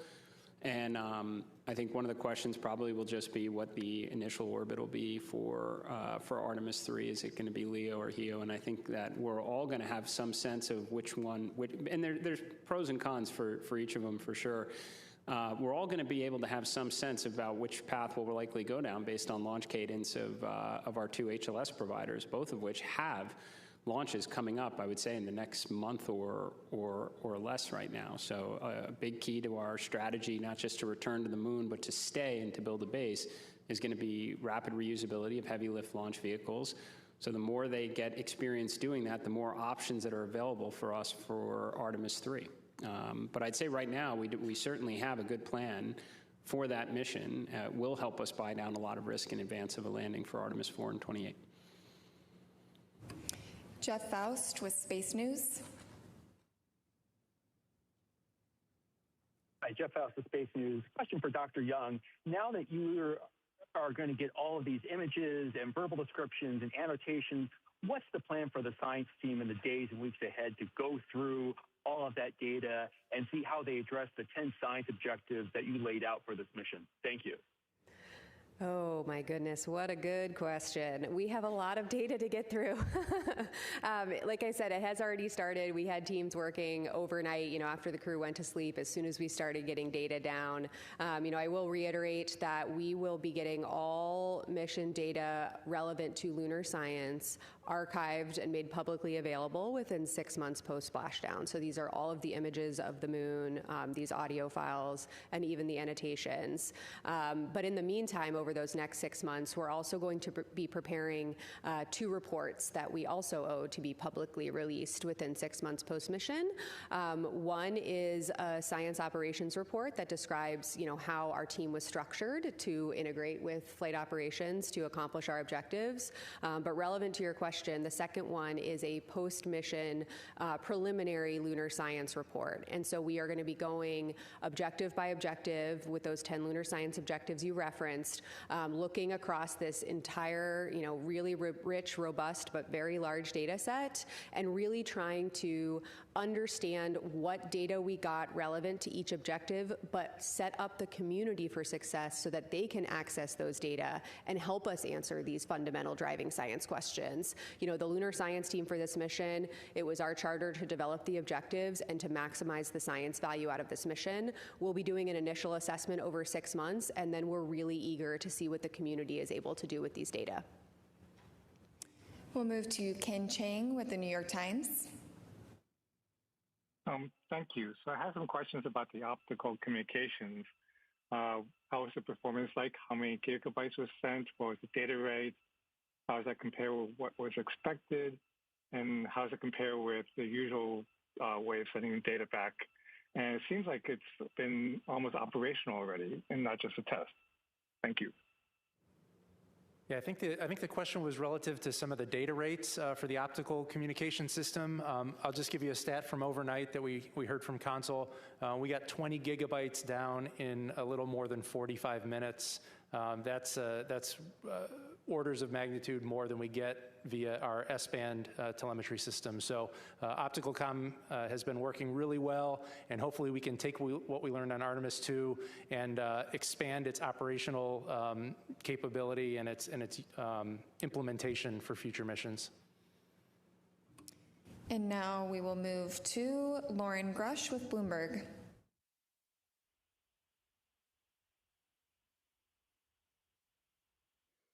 Out to me yesterday was just the vivid descriptions that the crew used for what they were seeing and how they remained in kind of constant contact and talkative throughout the flyby. I'm wondering if it's possible to say how that might have compared to the Apollo crew observations and how that robustness impacted the science and the data that was collected. Absolutely. I mean, probably a lot of people watching have spent a lot of time looking back at Apollo and maybe watching Apollo in real time online and reliving what the Apollo crews, not just on the surface, but in orbit, experienced. You have, I'm sure, heard the Apollo descriptions of the lunar surface from orbit, and they were also really impactful. They trained heavily in geology and orbital observations, just like the Artemis 2 crew did. I will say, listening to the level of scientific discourse that the crew was having yesterday was incredibly inspiring. I mean, a testament to how much they prepared before this mission. You know, I heard a couple times Christina and Victor especially saying, when we took the time to actually talk to each other about a specific target that we were both seeing, we elevated each other. We elevated what we were able to pull out of that target. You know, more brains on a scientific target are better than one, and we heard from them directly multiple times that they were helping each other to advance their scientific understanding of what they were looking at.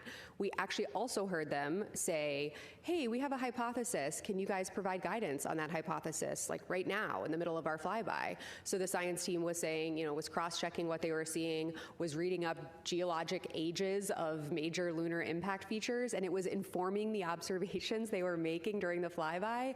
I mean, this is absolutely everything we hoped for by integrating science into flight operations, you know, because, again, science enables exploration and exploration enables science. And the fact that, you know, they're giving observations and, you know, I was able to immediately follow up on those observations with, you know, just the quick questions that can enhance science return, it meant that they were evaluating and buying down multiple working hypotheses in real time during their flyby. And just imagining the future when we have crew on the surface for short duration missions and ultimately the moon base, the amount of science we are able to gain when, you know, science is woven into this operational fabric is incredibly impactful. And we saw that, you know, for 7 straight hours yesterday. Now we'll move to Micah Maidenberg with the Wall Street Journal. Hey, good afternoon.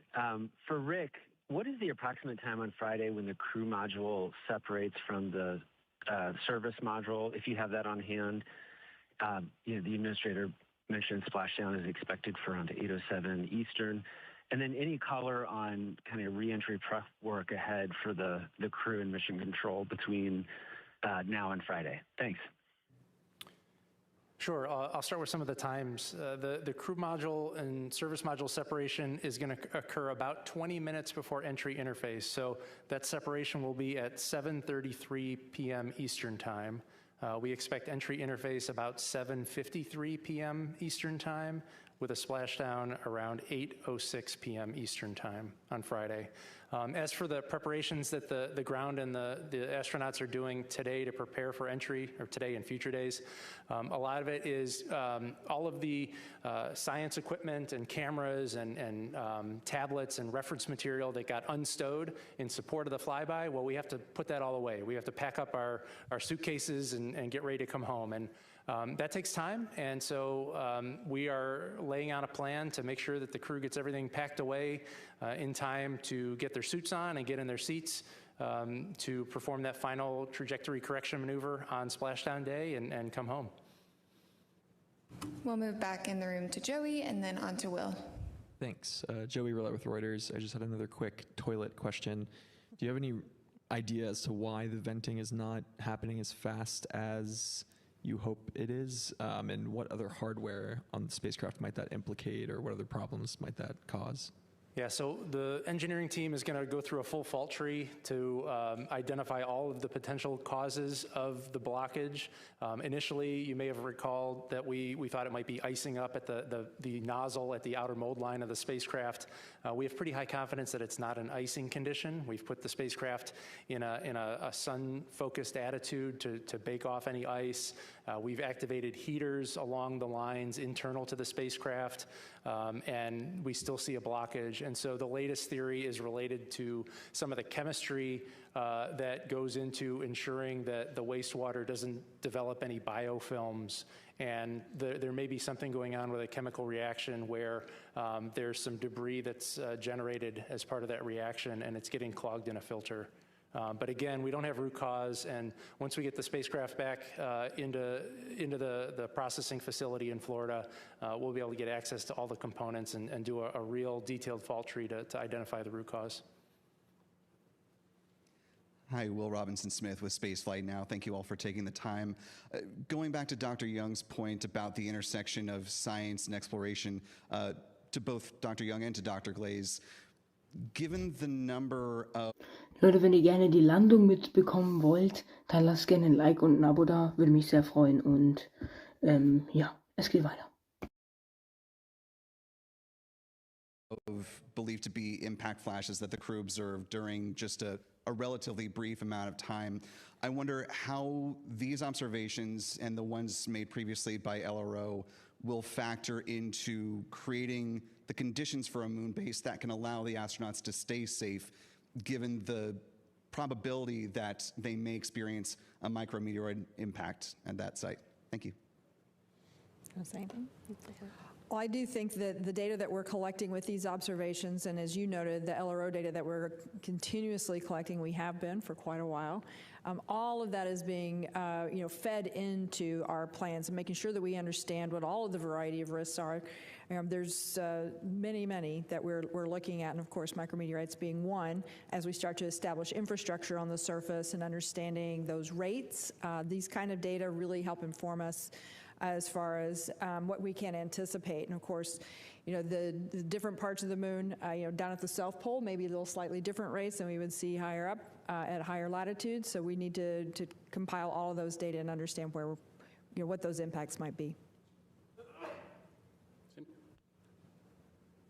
Hi, Nick Notori with ABC 13. A question about the scientific stuff that you found yesterday. I know the question was asked about what was inspirational.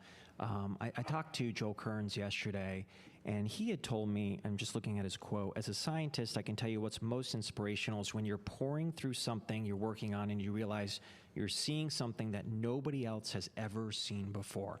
I know you talked about the impact flashes, but is there anything else that no one else has seen before that you guys have already saw? And then also explain to us on Earth that maybe this is high level over our heads, how what was photographed or taken yesterday could maybe give us some answers on our planet of Earth. Thank you. Yeah, lovely questions. I might just give a specific example of something I heard from the crew yesterday. My background's in geology and specifically impact cratering, so every time they describe those beautiful basins, I get really excited. They did describe Ohm crater a couple of different times, and they noticed a variety of different color and albedo hues associated not just with Ohm, but with the rays that extend out from the crater. This could indicate, impact events are really compelling for a lot of reasons. Obviously, I'm quite biased, having written my PhD on them. But they can excavate material from great depths below the surface, which means they're kind of like a geologist cheat code, right? Where you can't get all the way down there by yourself, but when an impact has brought up that material for you, it can actually perform that excavation, and we just need to send the crew to the right spots on the surface, and they can actually look at depths far below the surface.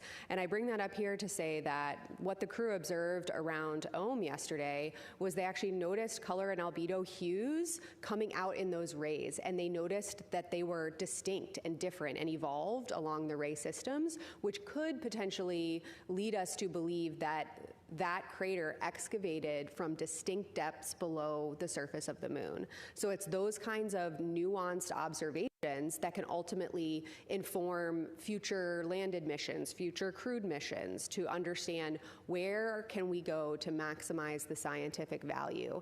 These ultimately get at chronology of the solar system, at how the inner solar system has evolved over time, which connects to, the moon being the witness plate for our planet and for the inner solar system.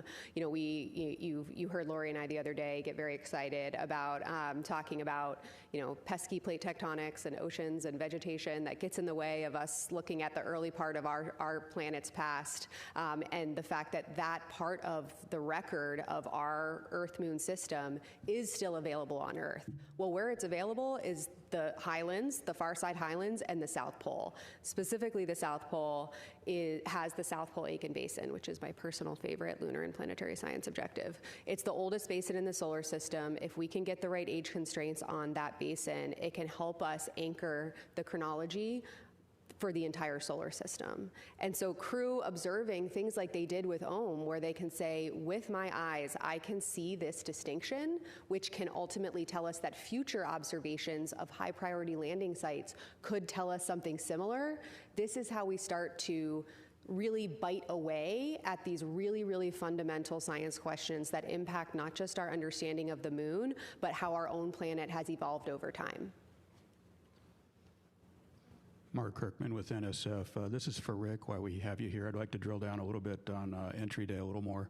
Sounds like weather in the primary recovery zone is looking favorable, but can you walk through, as we approach EI and pass EI, what redez capability you have, what kind of cross range and downrange capability you have, when are you committed to that landing zone? And also, with this thermally benign entry you're going to fly, do you still expect to exceed Apollo 10's speed record? I know you don't care about that stuff, but we do. That's all right. You can still keep asking the questions, and we'll go follow up, and we'll find the answers. I do not have the answer offhand about the Apollo 10 speed record, so we'll have to get that back to you tomorrow. And tomorrow, I'm actually going to provide a lot of detail about the sequence of events for entry, as I'm the entry flight director for Friday evening splashdown. But with respect to your particular question about entry interface, we can select a new landing site as late as entry interface. We would prefer to not do that. We like to give ourselves a little bit of margin, but we can adjust the latitude and longitude of the site, and the spacecraft will fly to those coordinates so long as we get that command up before entry interface. So we're going to make a decision far in advance of entry interface to know where the splashdown site will be, because our top priority is to ensure that when Integrity and her crew of 4 splash down, that we have the recovery forces right nearby to help get them out and get them back to the recovery ship. So we have about a 475 nautical mile range. I can't do that conversion. But 475 miles of ocean within which we can select the most acceptable weather. And as you said, weather near San Diego looks favorable, so I'm optimistic that we'll be able to land close to the shore. Tom Clark with Sky News in the UK. First of all, congratulations on the flyby and those breathtaking images, and thanks for doing this too. There's been a lot of focus on the toilet, but I'm looking to get a kind of overall perspective on how happy you've been with Orion and the European Service Module. What are you definitely going to have to fix before you fly it again, and how confident are you looking ahead to re-entry? I'm not sure I heard the end of the question. You talked about how the Orion is performing, and it's performing spectacularly. I have to tell you, our Orion team is so pleased with really everything the way that it's performing. The engines, the manual control that you've heard us talk about several times, that the crew have just gone over and over about how well that's performing, how nicely the Orion crew module is handling. The service module, again, providing everything that we need. Yeah, we've had a couple of challenges, but overall, I mean, I think they're pretty minor in the whole grand scheme of things. The hardware itself performing extremely well. We're really looking forward to turning this around and flying again in a year, and then again a year after that. I think this hardware is really spectacular, and we're really looking forward to doing this more often. We're going to get the toilet figured out. The toilet is actually functioning perfectly. It's the drain, the ability to vent the wastewater. And as Rick said earlier, as soon as we get this down on the ground, we'll be able to get inside, and we will get to the root of that. Hi, Lisa Grossman from Science News. This is especially for Kelsey, but actually for all of you. The astronauts yesterday used a lot of really fun analogies and descriptors for the features on the moon they were seeing. Did any stand out for you as favorites? Oh, of like the analogies they used to describe lunar features? Yes, I liked the handprint, and that actually, we had a team working overnight to figure out exactly what they meant. They found it this morning. They were very excited to figure out exactly what they were talking about. I think, we train them, to be totally blunt, we train them to describe it like they see it. Tell us what speaks to you and how you can communicate it back to us. And so I think Christina delivered on that ask when she described a feature as looking like a wound. We do agree. I'm not sure it was my favorite lunar descriptor I heard yesterday, but it was evocative, and she was right. It did indeed look like a wound. And I was also really resonating with the way that several of the crew members were trying to, in the spirit of wanting to have a scientific dialogue, right? They had science questions they were trying to answer, and they were asking us some pretty sophisticated questions real time. And so to bring us with them on what they were seeing, the way that they were cluing us in to how they were moving across the moon by saying, take this feature, draw a line from that to this, and then continue going, and this is the feature we're looking at. Help us use that as a waypoint. It was an incredibly impactful way to have our team be ready to very quickly provide them with answers to the science questions, which is, again, important, not just because, of course, we want to support our crew at the moon, but when we can respond quickly and understand what they're looking at, it maximizes science, because we can immediately ask the follow-up question and have Alle bitte gerne liken, würde mich sehr freuen. So the descriptions are not just great to clue us into what they're seeing, but it really helps us in real time maximize the science we're getting out of, in this case, a 7-hour flyby. I'd like to just comment real quickly on one of my favorite. It wasn't actually a lunar observation, but it was during the eclipse, and they were looking at the planets that could be seen. You could see Mercury, Mars, and Saturn. And Venus, yeah. And Venus on the other side, yeah. But they're looking at the planets, and I can't remember who said it, said one of them looks kind of red, and Kelsey's observation was, that's Mars, you're looking at your future. And I thought that was spectacular. Thanks. We only have time for a couple more questions, so I'll pass it over to you, Jonathan, and then we'll do one more. Thank you. Jonathan Seri with Fox News. I would love to know about the logistics that went into the ship-to-ship call. If you could explain in layman's terms, how did it work out? And perhaps more importantly, what was the symbolic impact of that call?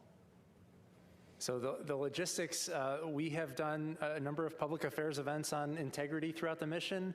We do them multiple times a week on the space station, and everything goes through Houston. So the data comes through the Deep Space Network, through the Jet Propulsion Laboratory over to Houston. We have audio and video technicians here in Mission Control who can reconfigure the routes for the data and send it to the appropriate destination. We do public affairs events down from the ISS through the tracking and data relay satellite system, and so that's something we do all the time. It's just a matter of connecting the two wires, and so logistics were really quite easy despite the distances. Yeah, maybe I could add too, I was in the flight control room this morning for that call, and something I observed that I didn't anticipate, of course we're expecting the crew joy at talking and connecting to each other, but looking around the room at the other flight controllers, and actually the viewing gallery was open for other FOD employees to observe. This is a team sport, so many people, thousands of people work to enable this, and seeing the joy on everybody's faces as these two missions flying at the same time had this moment of connection is going to stay with me as a moment of inspiration from this mission. Yeah, and I would just add, in terms of being symbolic, it is certainly a step in the right direction. It began with a single person in a Mercury spacecraft, and we progressed to 2 spacecraft at one time. Now we've got an international space station while a spacecraft is coming back from the moon. this is progress. We talk a lot about, what is an interesting KPI, the number of people living and working in space. We want to see that number grow. So hopefully in the not too distant future, we've got communication going on between our moon base, their colleagues that are orbiting above them in a lander, relaying back maybe to other colleagues on an international or future commercial space station. These are all steps in the right direction for the exciting future that many of us were probably imagined as children and we're trying to bring into reality. We're going to do last question. Hi, Dr. Allison McGraw, Mysterious Meteorites from here in Houston, Texas, for lunar science lead Kelsey Young. Are there going to be any science data available of perhaps the color data for the impact flashes or trajectory directions they came from? I asked the crew about that this morning. Any color? How long did they last? Where were they? And Reed and Jeremy, as I was talking to them, had their crew tablets out and they were making annotations and sketches on what they saw. They did just report this morning in our conversation that they didn't observe any color to them and that they were very, very brief, but they did provide sketches on whereabout they saw them. And so again, like I said, we're going to use the Lunar Reconnaissance Orbiter to try to, track to those features and try to identify what they saw. Trajectory is going to be hard, but Lunar Reconnaissance Orbiter data can help us pull that out. What we really wanted to do before the crew, splashed down and got distracted with all of the things they're going to be doing here was capture that nuance before it got overcome by a lot of other mission events. So we were able to capture a lot more detail this morning in my conversation with them, and the LRO team is off to the races. Great. With that, thank you for joining us today for our mission status briefing. We will have another briefing tomorrow. Until then, you can continue to follow along with the mission 24/7 on NASA's YouTube channel, and we will leave you with these beautiful images captured by Integrity.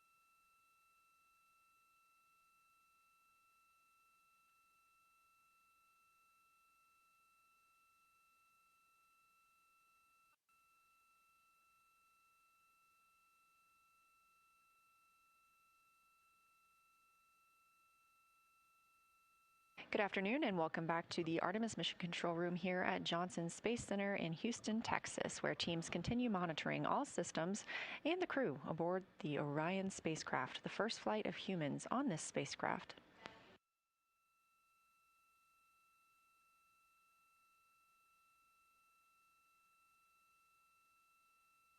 The crew is having a little bit of a quieter day today. They woke up at 10:35 a.m. Central Time this morning, got into their post-sleep period, and then got to talk to the International Space Station crew.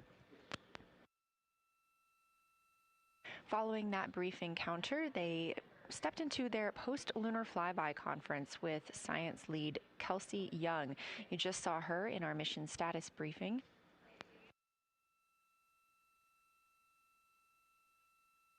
Since then, the crew has had some opportunities to speak with their families and exercise a little bit too. We are targeting the RTC-1 burn this afternoon. That's Return Trajectory Correction 1. This helps fine-tune our flight path for Orion and its crew to come splash down on Earth. We are now 3 days, 2 hours, and 9 minutes from our initially targeted splashdown time.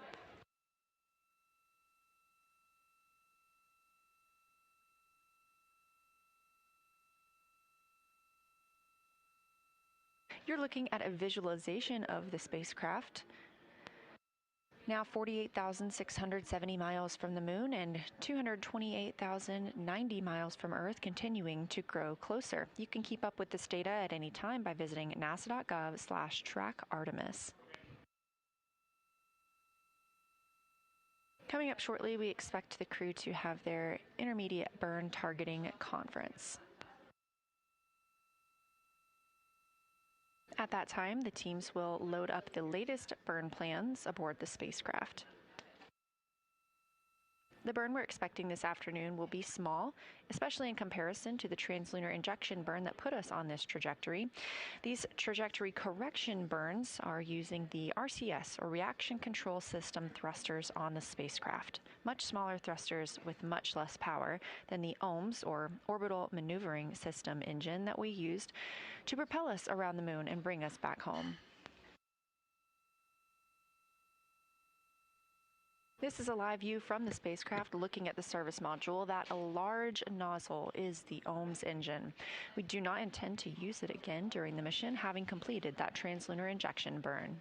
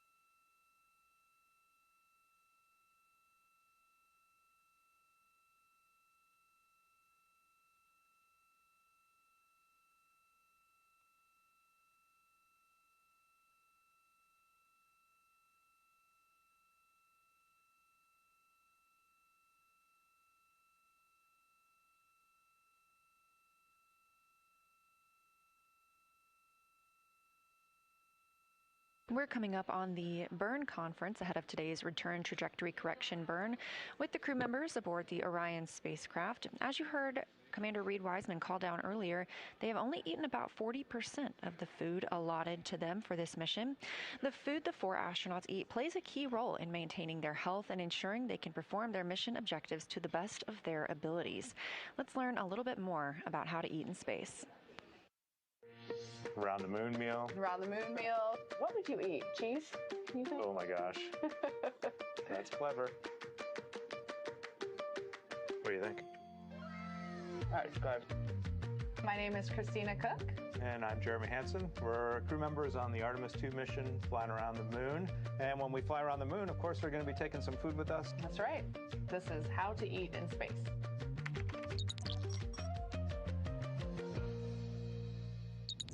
Here we are in what we call our food lab at NASA Johnson Space Center. We come in here quite often to sample space food. The neat thing about the food selection is it is so diverse. Different entrees that you wouldn't imagine can be rehydrated and actually good in space are completely fair game. And it's pretty awesome. We came in for Artemis to do this. We got about halfway through the first session and we're like, we're not really sure we're going to have time on board to warm this stuff up. We talked a lot about day one. It's a long day. It's hours before we even leave the launch pad on our way to space. And then when we get to space, we have a lot of important events that day. We just did a sim yesterday where lunch is scheduled. It's midday meal. Yeah, midday meal for all 4 of us. And so those would be great moments, I think, in our mission to have prep some food and sit down or float as a crew and just have a joint meal. For sure. I think that'd be fun.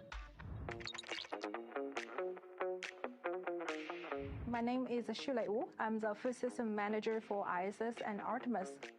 The food lab at Johnson Space Center, that's where we make and package most of the space food, and also where we will be making all the food for the Artemis missions. Food is a big part for our crew members. They provide the nutrition, the calorie, micronutrient for crew members, but also boosting crew morale. It's very important. There is always a lot of steps, very strict steps for us to follow to making sure the food we provide are consistent and meet all the food safety, nutritional requirements, and most important, also need to taste good. The other strategy is always promote the variety, because everybody's food preference can be very different. Therefore, the more variety we can have, the better to meet the needs of the astronaut group. They bring out these little tiny samples of each food, and you're like, oh my gosh, I thought we were having lunch. And then by the end, there's so many space foods, and every time you leave, you're like, I am so full. I'm so full, I'm in pain. And you just rate them like, I love this, I don't want to eat it, I'd eat it if you tell me I need it. Because what the food lab does is they take all your preferences, but they're also like good parents and they're like, you need a well-balanced diet. Exactly. They were like, no, you can't have mac and cheese every day, Christina. Sorry.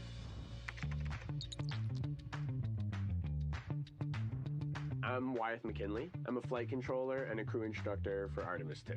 We're here at the Space Vehicle Mock-Up Facility at Johnson Space Center. We're inside the Orion mock-up where we perform crew training for the Artemis 2 mission.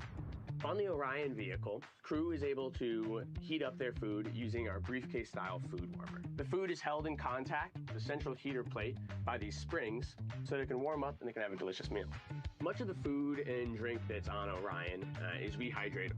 And so crew at our potable water dispenser will fill up their food and drink, and then at that point, you go ahead and pop it into your food warmer. I'm kind of envisioning there's maybe one person putting the stuff in and out, kind of tossing it out to everyone as it's done. Or maybe if we're not scheduled together, you're just on your own over there, popping some things in. Or maybe just in your 2 minutes of free time between things, you're kind of getting it ready so it has time to warm up. We'll see. Eating together really resonates with me. I think it's just a human thing to break bread together and to enjoy that necessary thing you have to do, the thing you should be grateful for. And so doing that as a group, as a family, has always been meaningful for me. Absolutely. It represents togetherness and something a little out of the ordinary. You don't necessarily get to have those meals with everybody in your life, but if you are sharing a meal, especially if you're sharing breakfast, lunch, and dinner with a group of people, that means something. It's like a camping trip.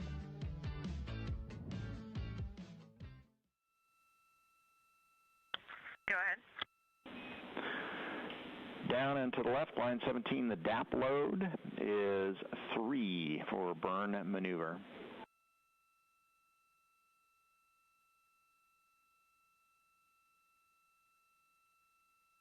Go ahead. In the guidance solutions section, the delta V tote now 1.4 feet per second. The TGO is unchanged at 15 seconds.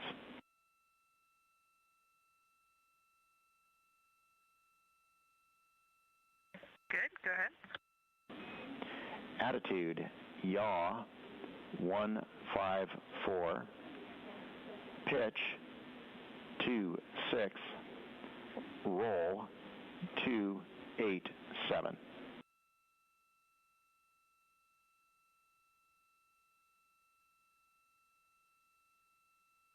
Copy, go ahead. And the last bit's the delta V, X, minus 1.2, Y, 0.6, Z, minus 0.6.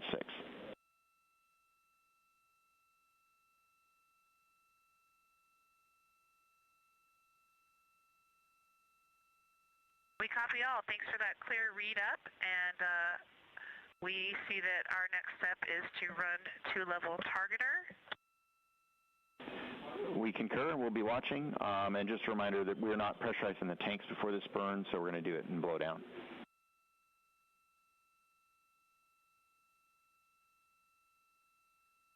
Copy blowdown, and understand we have a go to complete step 9 on board, even though the burn execution steps show it as a skip. Checking.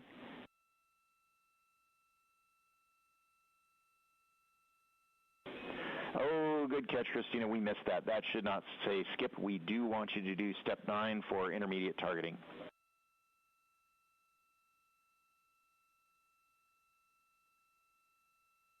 Copy all. We will do it and chat with you after. Thank you. Roger.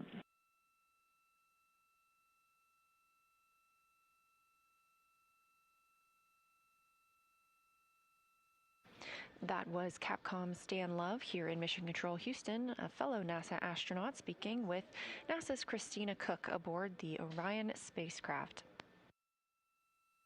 The crew aboard the spacecraft is preparing for their return trajectory correction burn. It's the first of these return trajectory correction burns, reported to be at 1.4 foot per second delta V burn.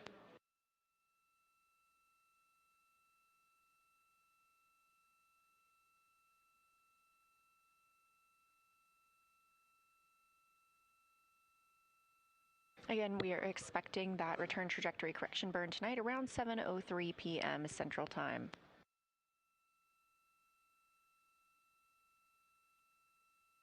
These small return trajectory correction burns. Houston integrity with that. If you wouldn't mind just giving the rest of the burn execution steps a once-over, we think they all look nominal from here on out, but we'd feel better. Let us know if you see any other deltas. Thank you. We will run an additional check and call if we find any other problems.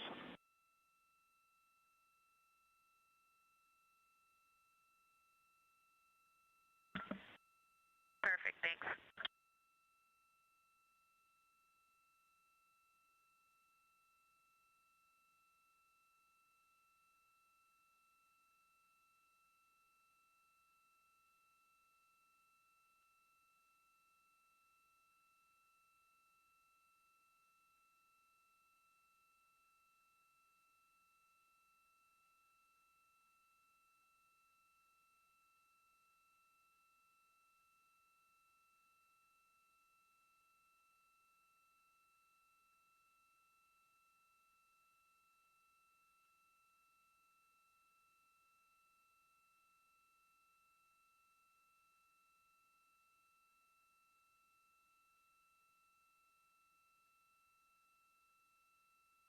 Such a fantastic view coming from a solar array camera on Orion, looking back at all of us here on Earth.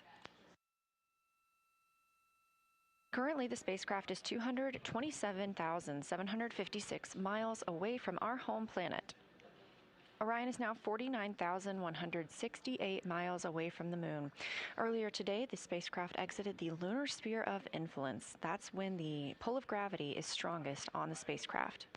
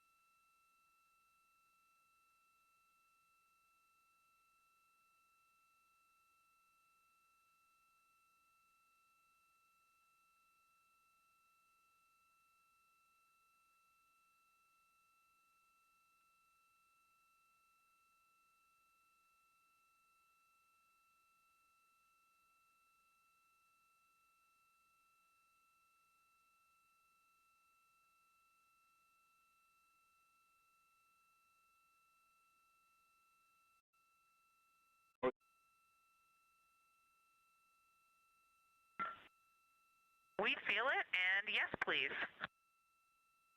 We will do that. Thank you.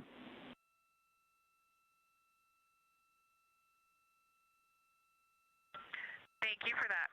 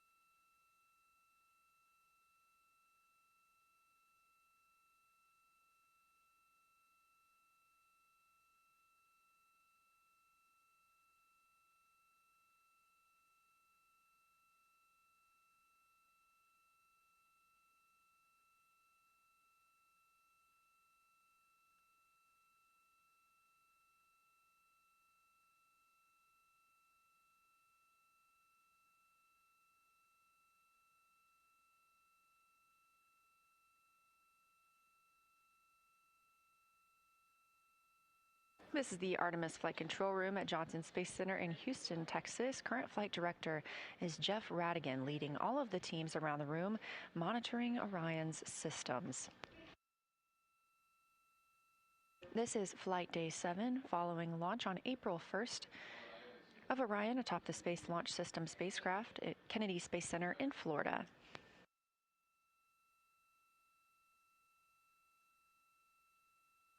This live view is coming from Orion, looking back at all of us on Earth, or should I say looking to all of us on Earth, as that is where the spacecraft is headed following yesterday's lunar flyby.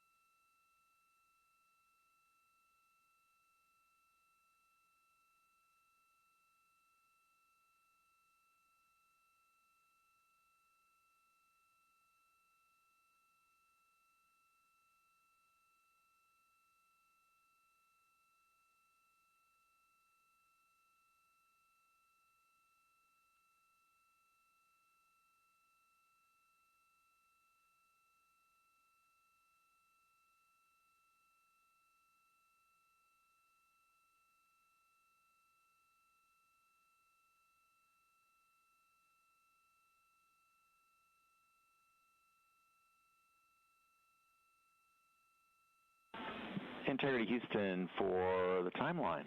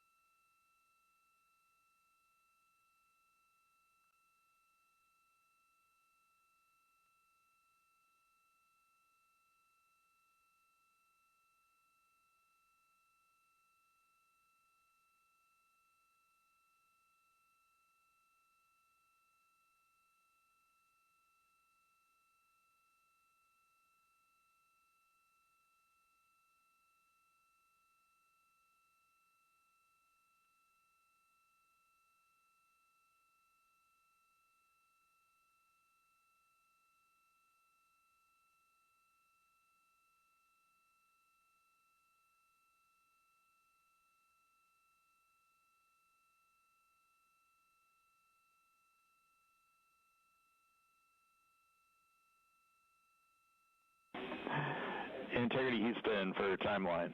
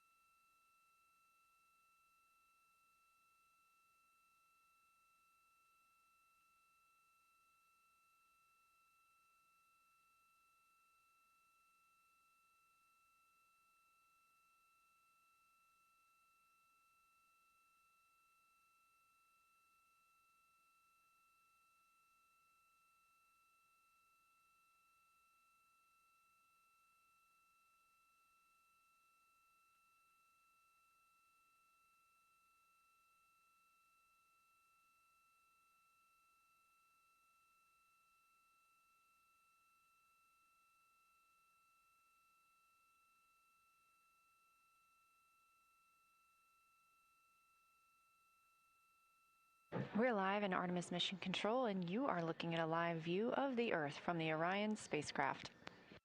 We are now 5 days, 23 hours, and 39 minutes into the Artemis 2 mission, the first flight of humans aboard Orion.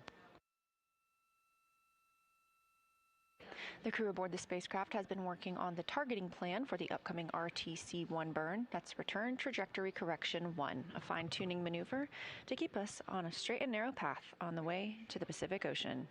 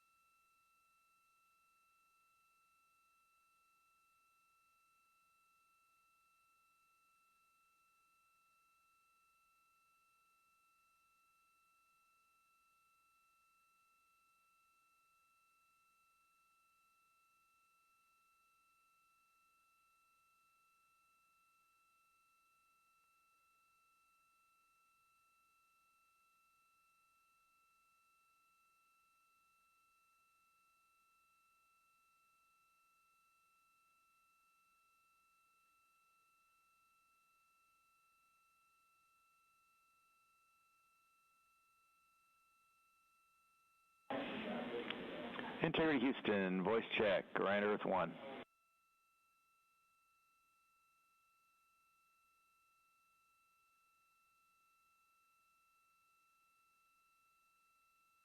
We have you loud and clear, Stan. We have you the same. Did you hear 2 earlier calls for timeline about 3 minutes ago?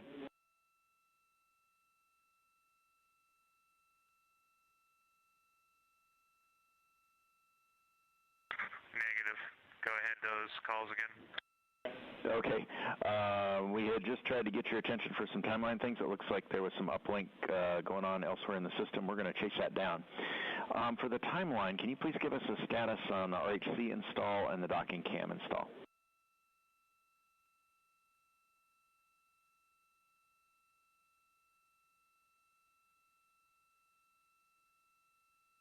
Yeah, we're just processing the docking cam install right this moment. Probably be another 2 minutes before it's up. And we're assuming we need to disregard that.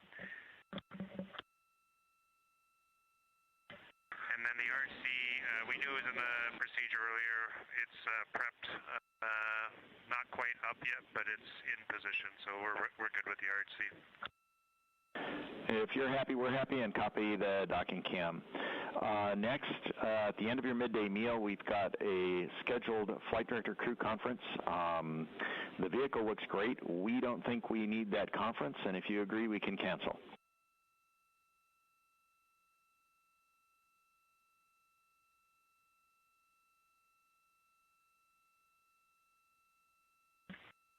Okay, crew's good up here. We can go ahead and cancel that.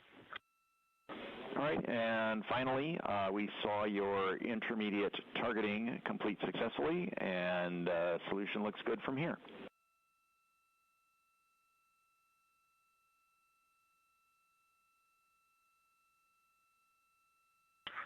Okay, we concur, Stan. Appreciate it. That's it for now. Enjoy your lunch.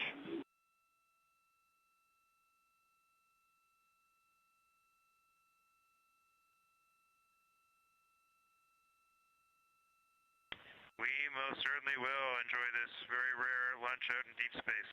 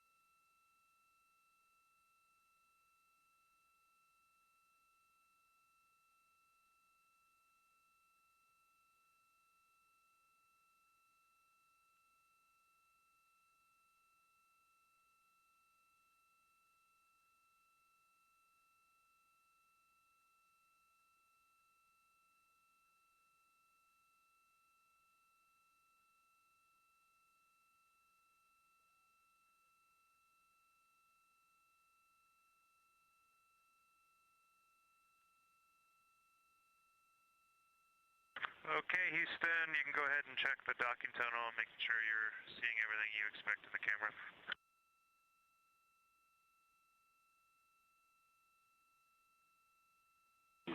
Copy, we'll take a look.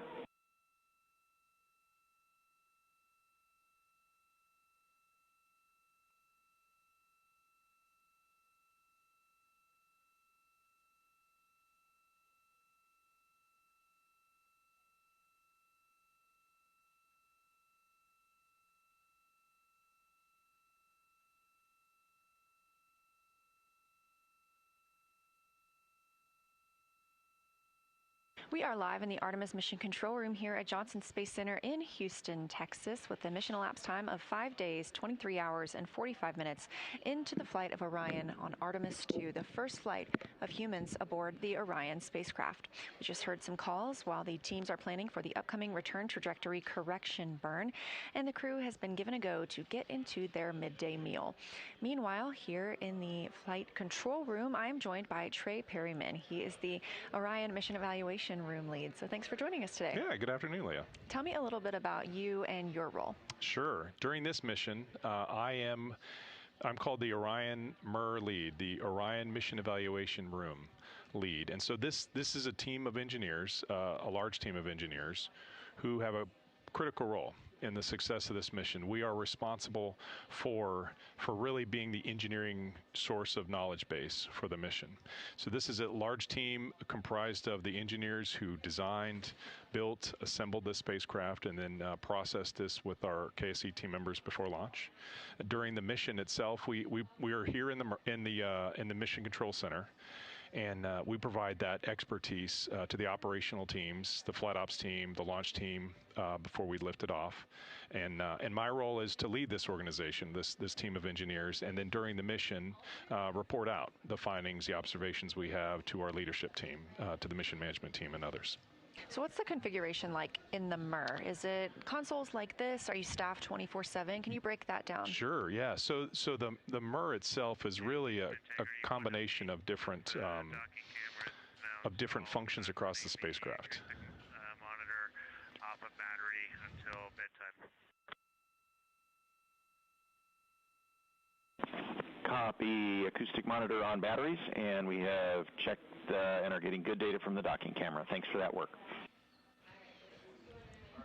Trey knows the rules, that we always let the astronauts talk first. That's very important. I grew up in, I was telling Leah, I grew up in this room here as a flight controller on the Space Shuttle program and ISS assembly missions, and so I definitely have learned that protocol.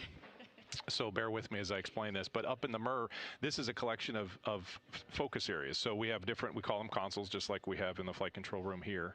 And these are really representatives of different engineering functions or expertise. And so we have a console, for example, for the power system, for the propulsion systems, flight software, guidance, navigation, control. And so these people are all, they come together in this in one place, and they're comprised of different organizations. So NASA, the ESA, the European Space Agency, and our contractors, Lockheed Martin and the Airbus company. So we have a blended team of engineers who participated in the development of this spacecraft, and now its execution. Well, tell me a little bit about how the MER works with this front room, because I hear calls, on these back loops about checking with the MER on something. So how does what the team does there inform what the team is doing here? Yeah, that's an excellent question. In the Artemis program, we are really a combination of many teams. And so the operations team, the flight control team here, and then the Orion MER are different teams, and they play a unique and separate role. So the operations team, just to start there, is responsible to execute the mission. And so they fly the spacecraft, they send commands, they work with the astronauts and plan their day and plan the activities on the spacecraft. For the MER team, we're really focused on truly the engineering depth of knowledge. And so we are following the vehicle systems, monitoring the performance of components, of integrated systems together, the whole spacecraft itself, really to understand how the vehicle is performing, understand it against what we were expecting pre-flight, and then to help when there are anomalous conditions. So sometimes there are things that have gone wrong, as others may have noted here for this mission, it's the MER's role to help the ops team through that. So the operators here in the control center will respond to an issue. It'll be the MER's role to find resolution of that issue over time. So they're unique roles, and we talk and compatible, and so we talk with one another through the mission. So our flight controllers here and the MER consoles talk regularly, every day, all through the shifts, about what's going on in the spacecraft components. And then our team upstairs is led by MER managers, so they're responsible for one shift to the next in the MER. This MER supports round the clock, and just as the flight director does in this room. And so our MER managers and the flight directors coordinate as required.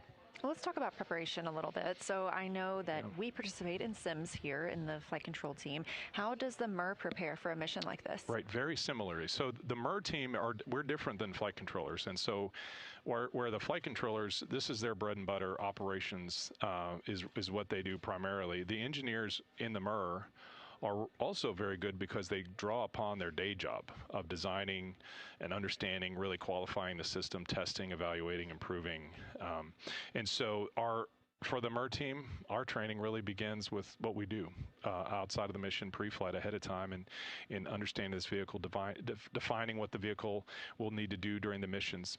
And so when it came to really I think your question is really about how do we actually specifically prepare for this mission. We began in January of last year, and we formed the team and identified who would be on the team, and then participated in dozens of simulations with the launch team out at KSC, and then also here at mini sims with the flight ops team. And so exercising team communication within our own MER team, and also communicating with the flight controllers, communicating with the launch control team.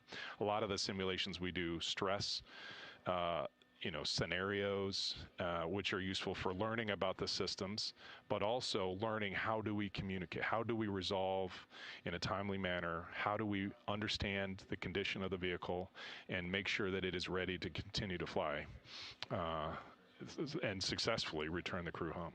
Fantastic. Well, let's talk a little bit about yesterday. So we had Lunar Flyby Day. Yes. What was the energy like in the mission evaluation room? It was a fun day.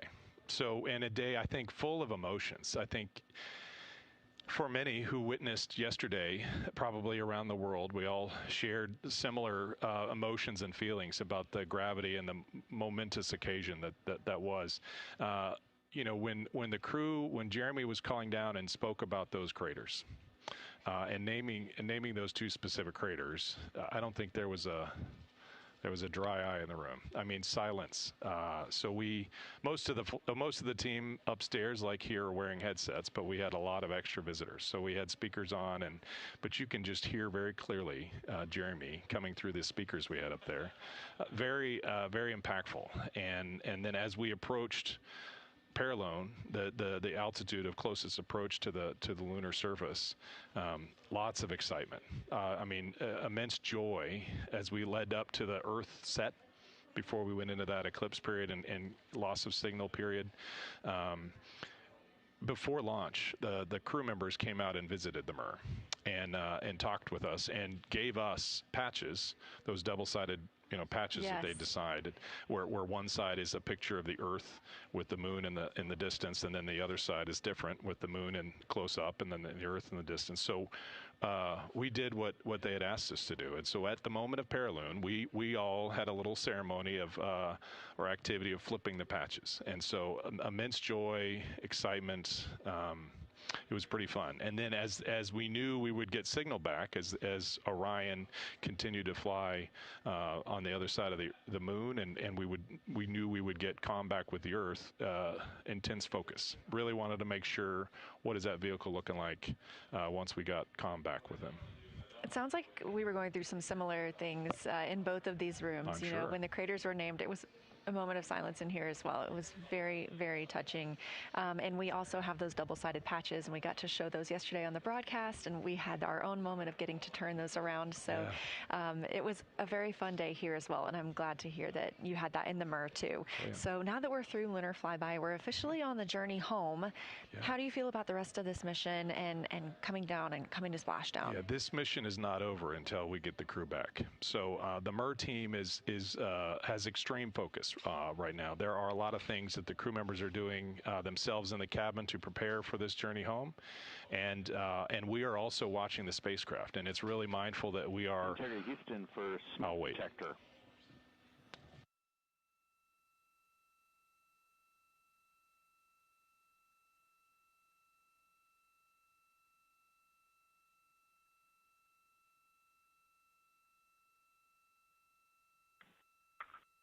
I'm looking at it right now, and it looks good. Stan, what's up? It is showing us a bunch of noise and spikes. We're wondering if something is bumping against it.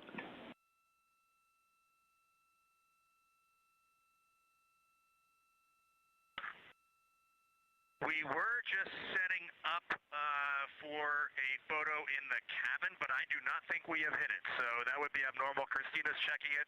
There is one charging cable near it that she's re-anchoring now, but nothing is really in the way of that thing. All right, copy, Reed. Actually, that's a helpful report. We might have been getting some interference with that cable. We'll keep an eye on it.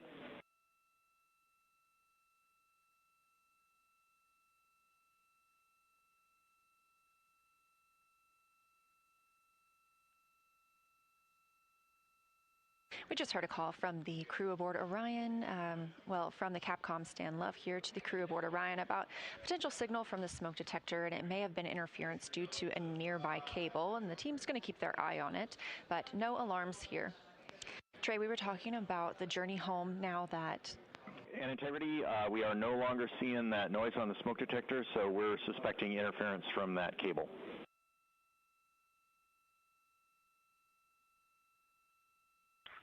Interesting. Okay, thank you.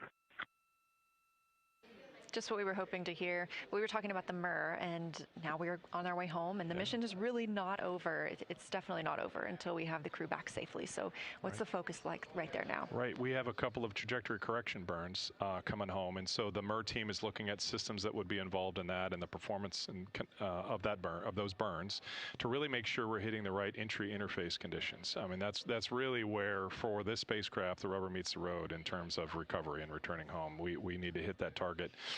so that the rest of the spacecraft can go through the Earth's atmosphere, open parachutes, and finally successfully splash down.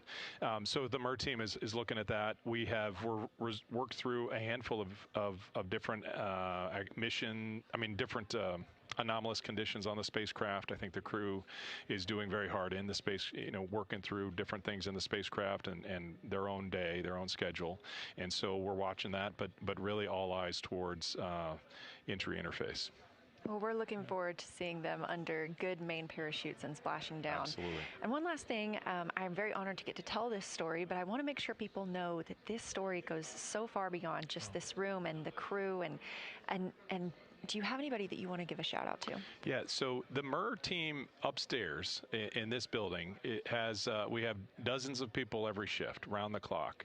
But we have other locations. So we have people, I'd like to say hello to the people outside of this building that support the team that I'm responsible for. So we have dozens of people in Denver at a facility Lockheed Martin has. We have dozens of people outside of Amsterdam in the Netherlands, where the European Space Agency has a similar remote site. So for the people who are there, I'd like to say thank you, because we're drawing upon all of the expertise. And that Artemis expertise is really all over, I have a lot of different individuals that come to my mind, too many to mention here right now for a specific shout outs. But to be honest, there are moments in this mission that I will look back and realize the successes we had were really because of the many people and the necessity for us to work together and solve those problems together, which is, I think, largely what Artemis is about. It's really about going to the moon, but it's also about doing so together. Absolutely. Couldn't have said it better. So the work of thousands of people, and now Artemis 2 going for all humanity. That's right. Thank you so much for joining us, Trey, telling us a little bit more about the MER. And I know you have to get back there, so I appreciate your time here today. Well, thanks, Leah.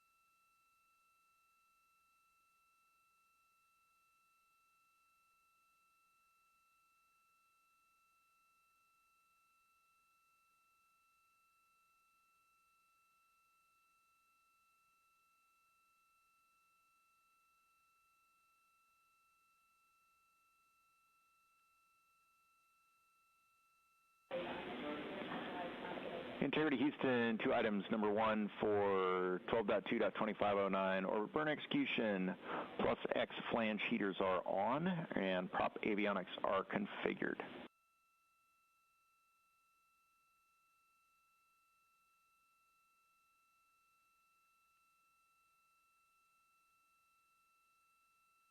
Okay, we copy, Stan. And unfortunately, we have seen the spikes return in the signal from the smoke detector. Can you check that the cable is still not near it, and also tell us what cable it was? If that was EMI off of that cable, we definitely need to document this.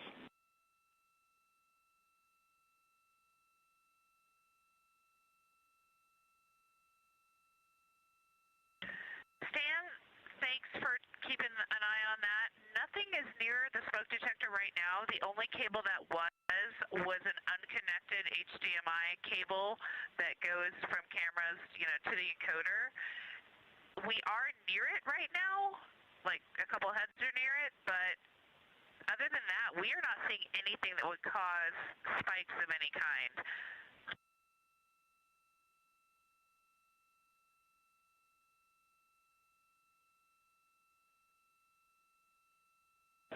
Right, copy. Thanks for that information. We're still scratching our heads down here.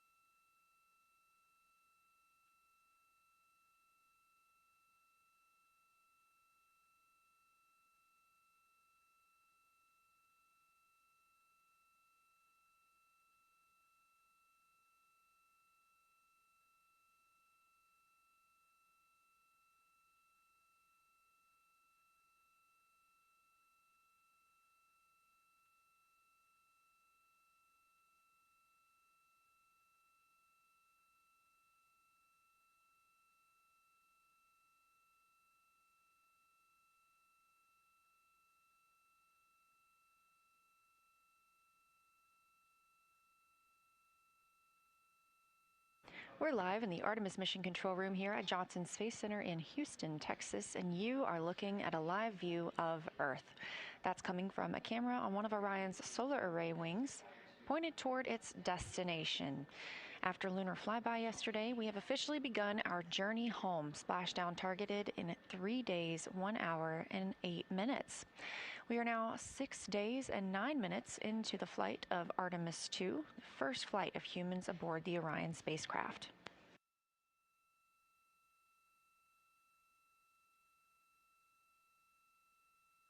We heard some calls earlier about potential noise or pings on the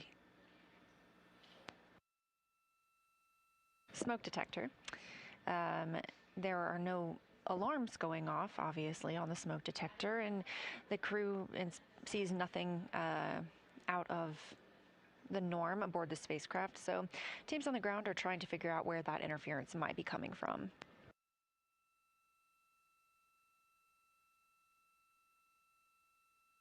It's a little more of a quiet day for the crew after their extremely busy day yesterday during lunar flyby.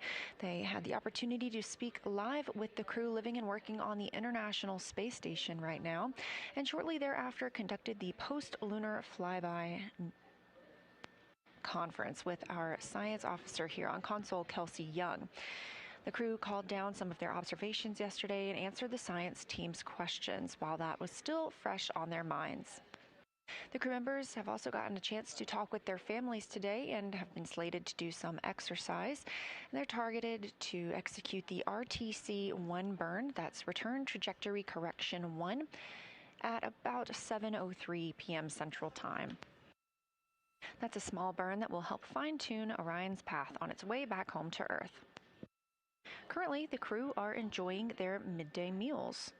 On the menu today are some soups. We've got split pea soup, potato soup, turkey tetrazzini, beef patty, tortillas, spicy green beans, vegetarian chili, grilled chicken, tomatoes and eggplant, apples and spice, macaroni and cheese, and some mango salad, as was mentioned in that ISS ship-to-ship call earlier, and some more coffee.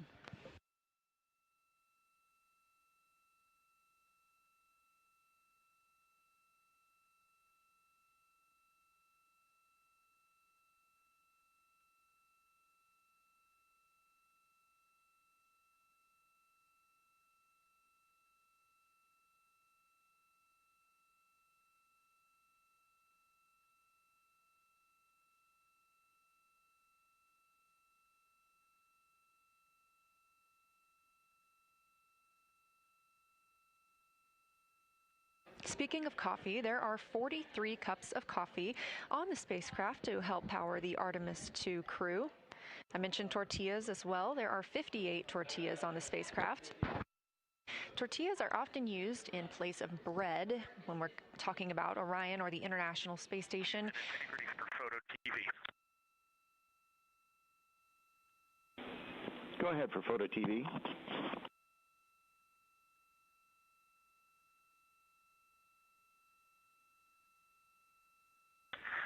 Hey Stan, on PCD2, we threw about 10 images in there in imagery for downlink for Photo TV subfolder. If Photo TV could take a look and hopefully give us a thumbs up, and if not, give us feedback, that would be appreciated.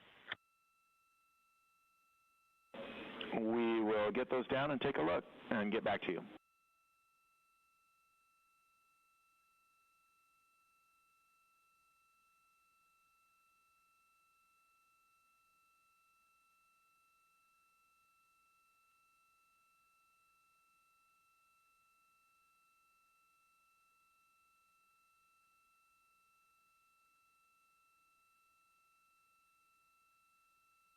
That call from Commander Reed Wiseman down to Capcom Stan Love here in Mission Control Houston about some photos that they are sending down. We continue to get photos from the crew aboard Orion, and you can see all the latest ones on NASA's social media. That is at NASA or at NASA Artemis, and you can also find those at images.nasa.gov. talking a little bit more about the food on the spacecraft, and tortillas typically being preferred as the essentially bread of choice.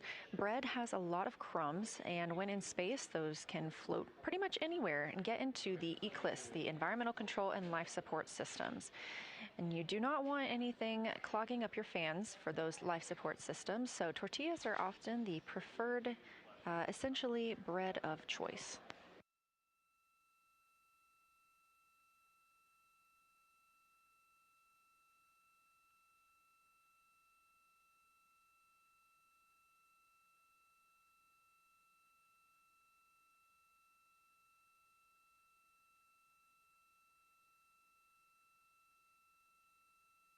Again, this is a live view from the Orion spacecraft, and you can track Orion at any time by visiting nasa.gov/track-Artemis.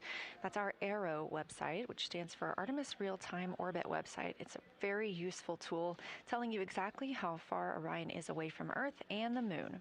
Currently, the spacecraft is 226,586 miles away from our blue planet, there on your screen.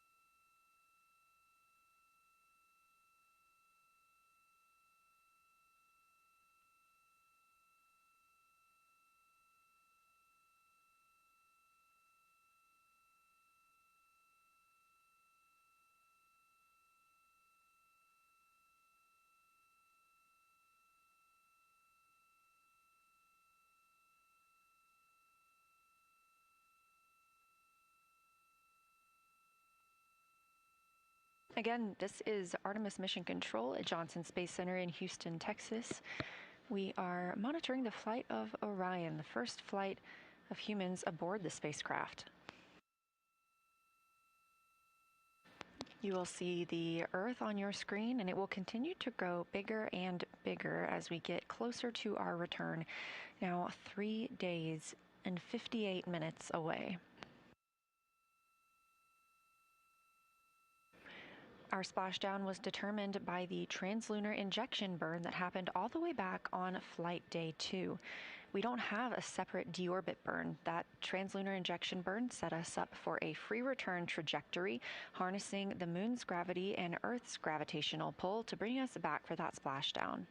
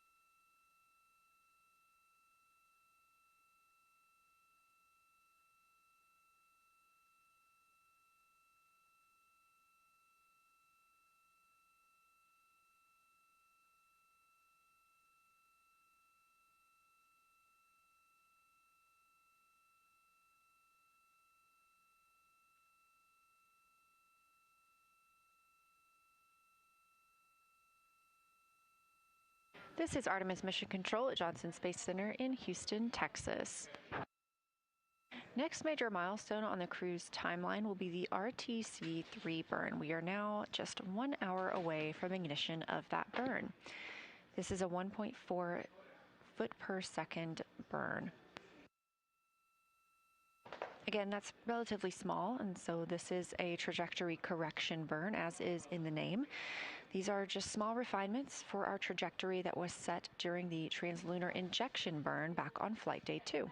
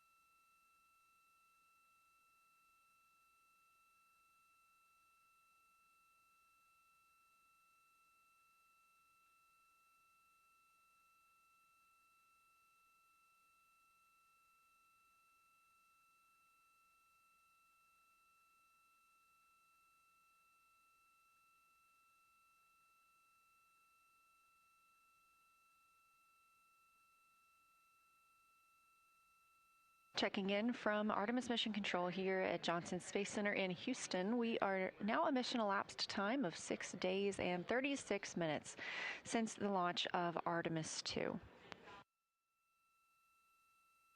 Our crew members, Reed Wiseman, Victor Glover, Christina Cook, and Jeremy Hansen, are living and working aboard the spacecraft as the first crew to fly aboard Orion. They're testing all spacecraft systems and conducting other demos to help prepare for future missions to the moon.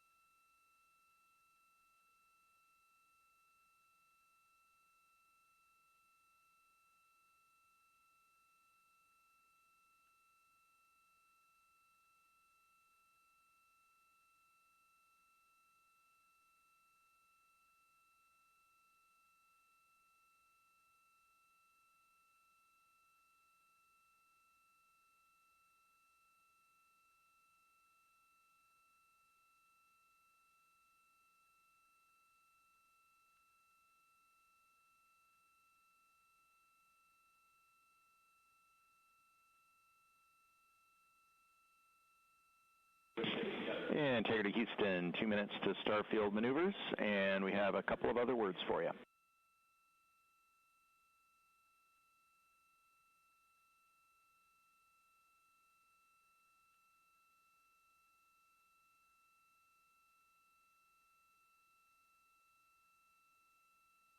Copy, starfield stand. Go ahead, your words. All right, late call SM prop helium ISO valves are configured. The aux branch 1 will remain closed. There is no change to the burn plan or to the pad.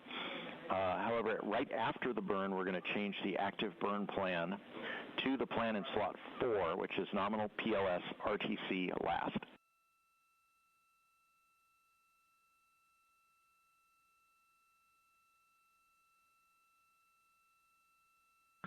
Okay, makes sense. We're expecting that stand. Sounds great.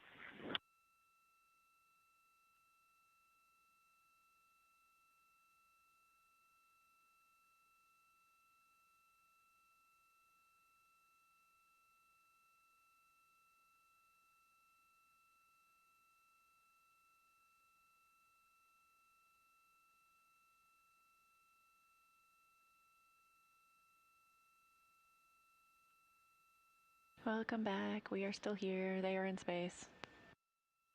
And Stan, while we have you, there's a new photo in PAO for downlink on PCD2. Copy. We'll go look for the photo on PCD2.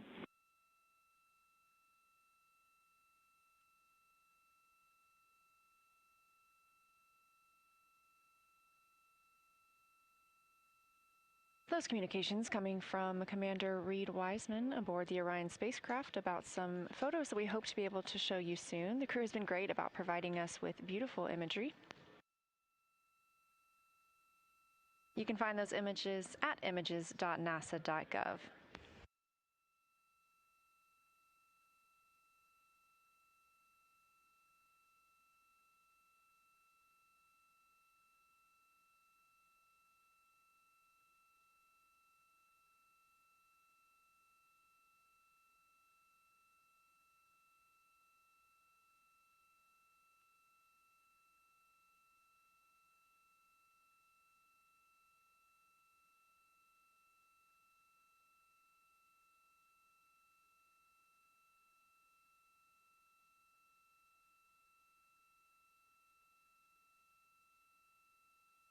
And we are standing by for the return trajectory correction 1 burn, now just 43 minutes away.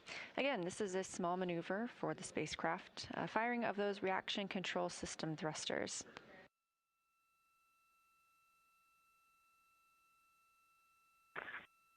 Houston Integrity, are we okay for secondary purge line?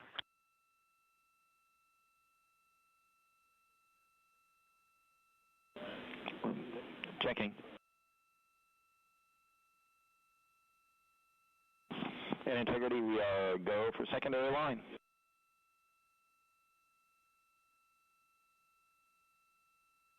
Great, thank you.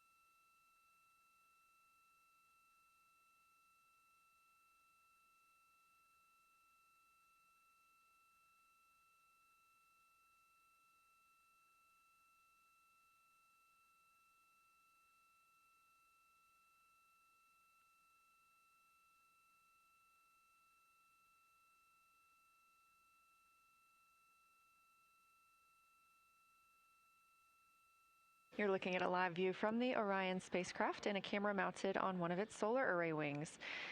As you can see, some of the light changing outside of the spacecraft.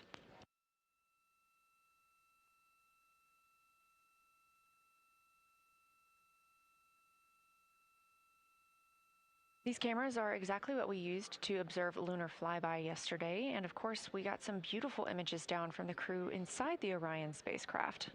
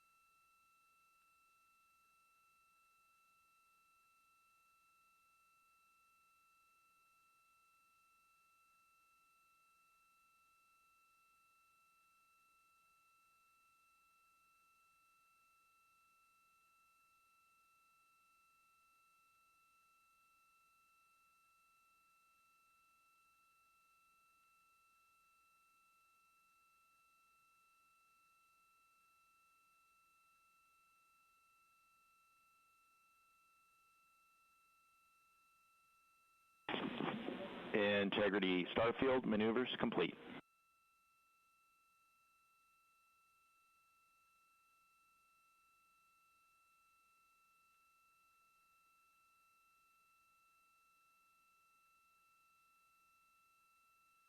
We copy, Stan. Thank you.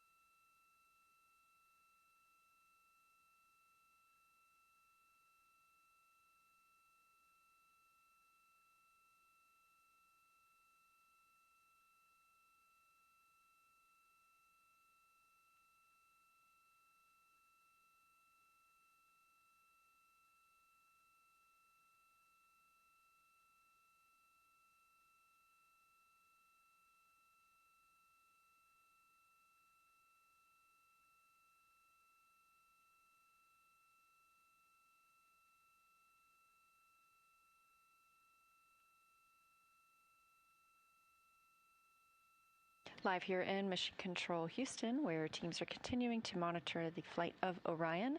Coming up on the return trajectory correction burn 1. This is, again, a very short burn. It'll be 1.4 feet per second. And that's coming up in about 31 minutes. Before then, the team here on the ground will have a final burn conference with the crew.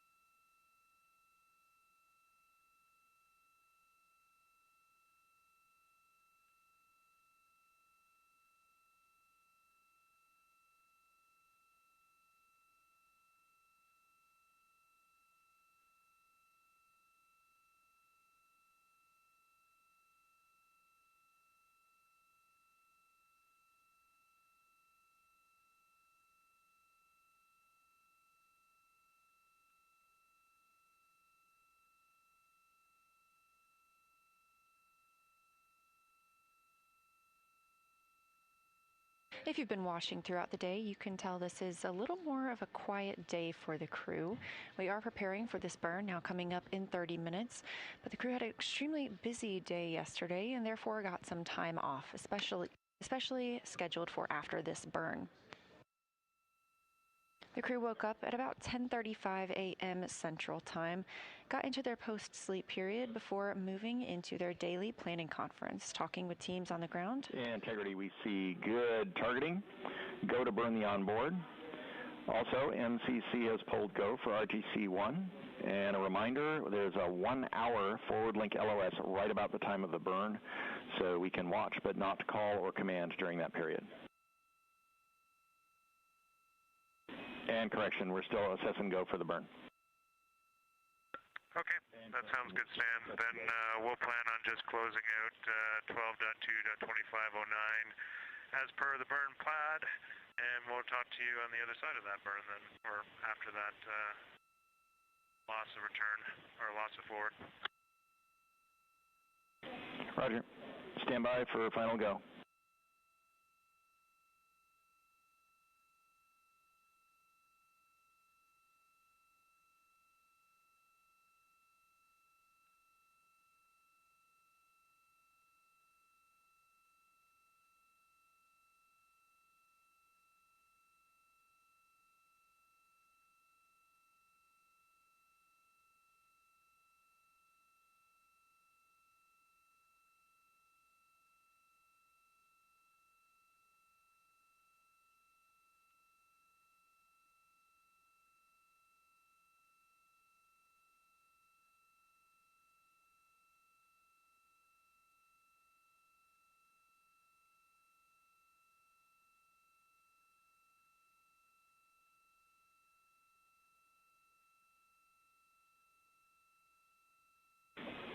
And integrity, MCC is go for the burn.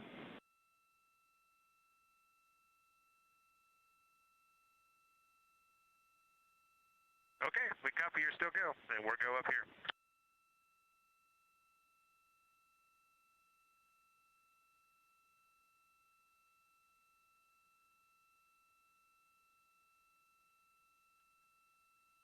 Recapping a little bit of those communications between Capcom's Stan Love and the crew aboard the Orion spacecraft, specifically Canadian Space Agency astronaut Jeremy Hansen.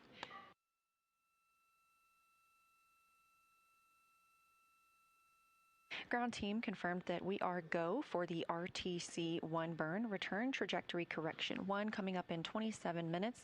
That will be at 7:03 p.m. Central Time.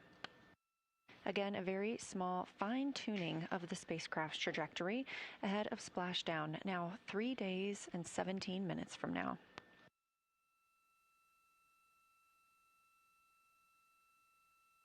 You also heard Stan Love call about a forward link LOS. That's a loss of signal, and that means that the teams here on the ground won't be able to send signals or communications to Orion or the crew. However, we will still be getting communications and data from the spacecraft. We occasionally have these loss of signal periods. Yesterday we had our biggest milestone, loss of signal, which was to fly the Orion spacecraft behind the moon when they were unreachable from Earth for 40 minutes.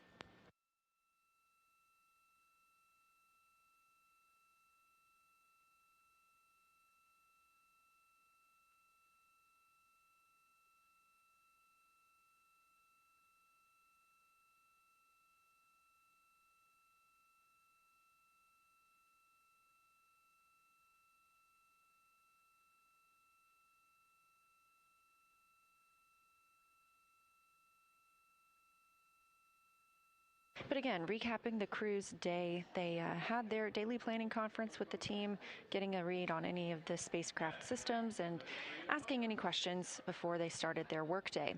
First thing on their schedule today was the ship-to-ship call with the International Space Station. It was wonderful to hear both voices of the space station crew and the crew aboard Orion talking to each other. We look forward to being able to share that audio paired with video from both crew members at a later date. After that ship-to-ship call, the crew got to talk with the science team here on the ground during the post-lunar flyby conference. This was scheduled specifically for this morning while the flyby was fresh in their memories to get to talk with the science team and answer any outstanding questions that team had following yesterday's flyby. We've continued to release imagery from that flyby period, and they are absolutely remarkable. You can find those on NASA's social media or at images.nasa.gov. Since that post-lunar flyby, it's been a little bit more relaxed for the crew. Christina had some opportunistic science imaging when she was able to take pictures of the Earth and the Moon from the spacecraft's current point. All of the astronauts have also had scheduled time for a private family conference today. That's a PFC. The crew has also, some of the crew members have also completed their exercise for the day and their midday meal. After this RTC-1 burn, again, 7:03 p.m. Central Time, we will have and integrity looking ahead to the forward link LOS. The ARS is configured for exercise, so Christina can begin during the LOS.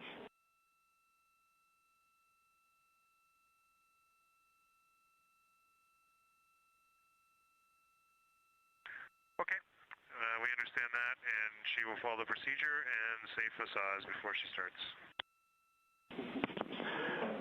Thank you. Great words.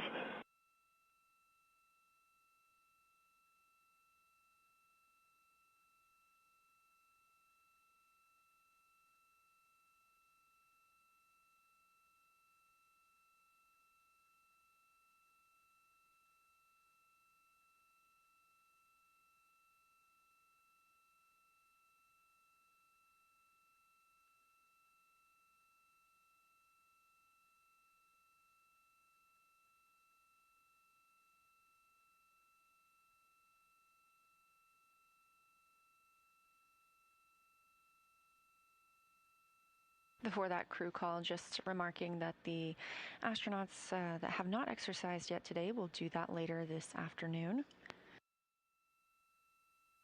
And not much else on the timeline for the crew today. Again, getting some well-deserved rest following their very busy lunar flyby day.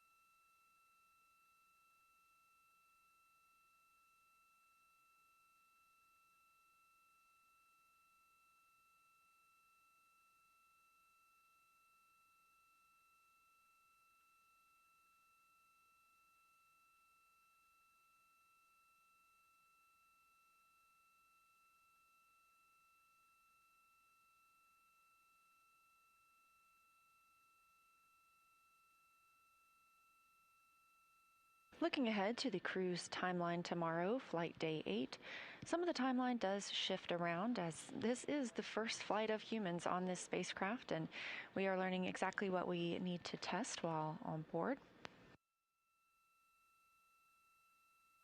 We have another opportunity to work with the OX suits, the Orion Crew Survival System suits. We had the crew suit up in those just a couple of days ago, and obviously this is a major part of the mission because the crew launches in these suits as well as splashes down in them. So figuring out how to put them on and take them off in space, especially in the event of any sort of a cabin depressurization in which these suits would become essentially a private spacecraft, allowing the crew to have a breathing environment for 6 days. It's very important to us to best understand how these suits work in that environment. The crew will also have their scheduled exercise tomorrow, and we are tracking a potential manual piloting demonstration. We saw this just a couple of days ago when a couple of the crew members were able to manually control the spacecraft, continuing to teach us about how Orion flies in space.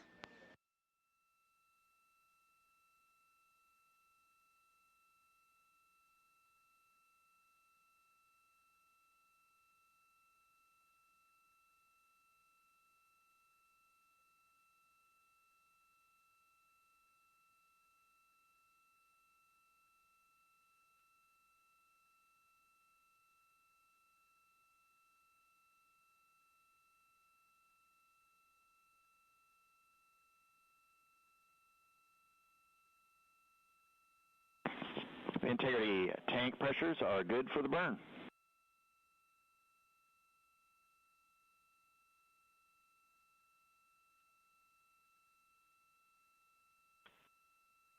Integrity copies.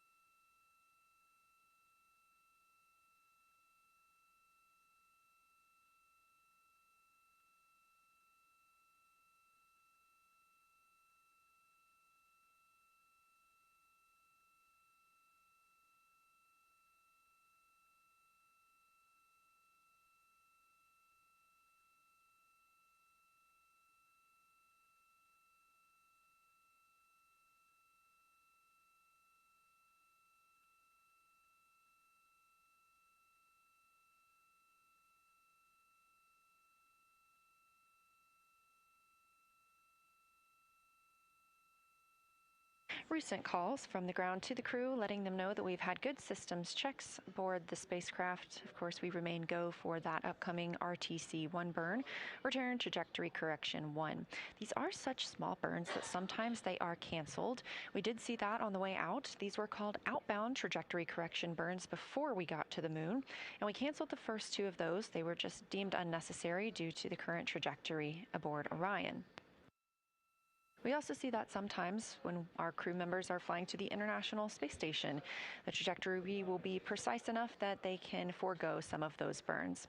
However, we did opt into the last outbound trajectory correction burn, and we're opting into this return burn as well.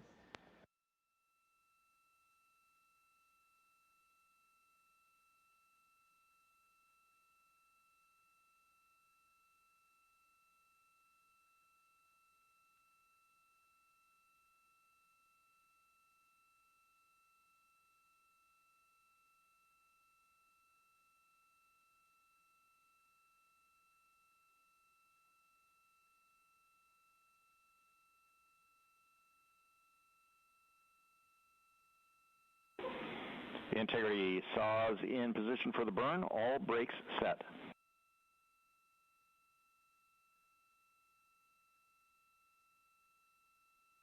Okay, we show the same stint.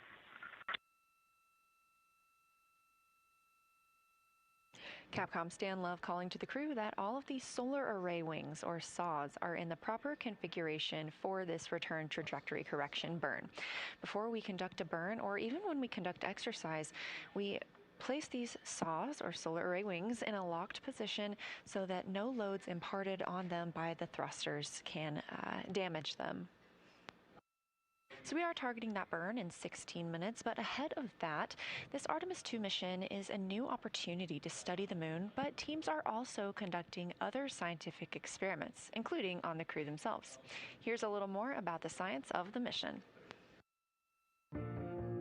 Artemis 2 is our return of humans to the moon, flying around the moon on board Orion.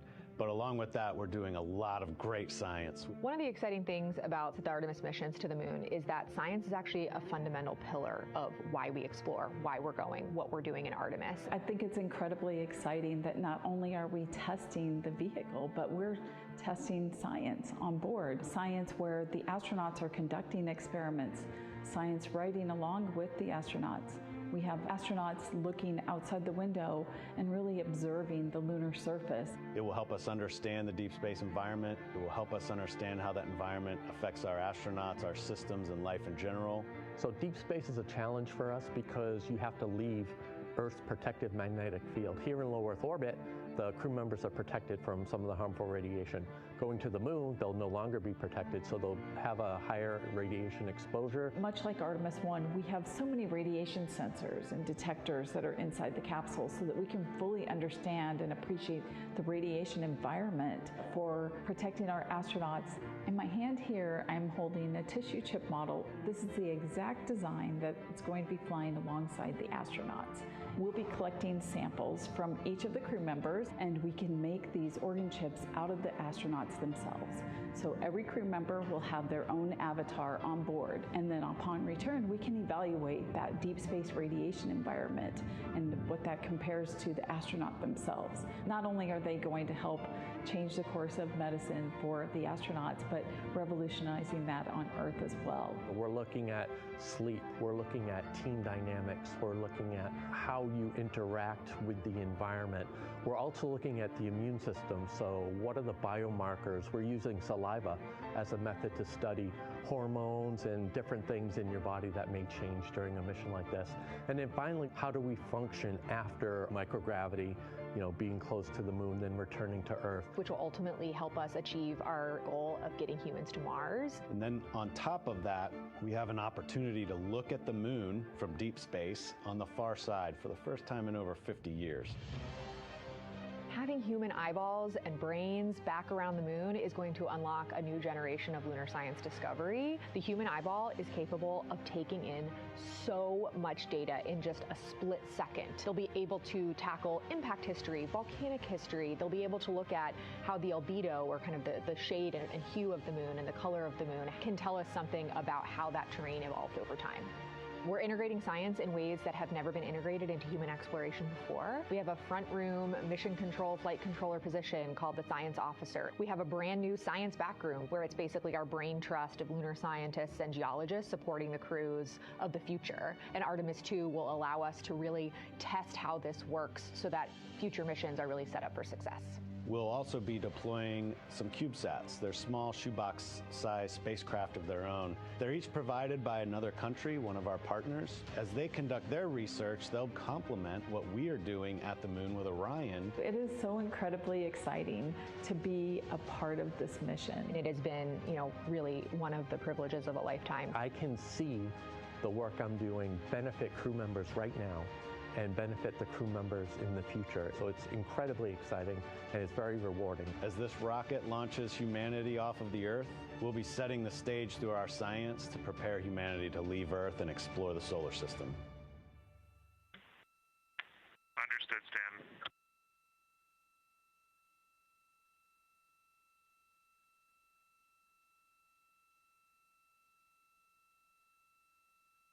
Live here in the Artemis Mission Control Room, we are 11 minutes away from the RTC-1, Return Trajectory Correction 1 burn.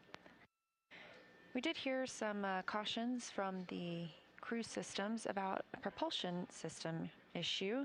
The team is discussing whether or not this is an optocoupler issue or something in the prop system. 30 seconds to maneuver.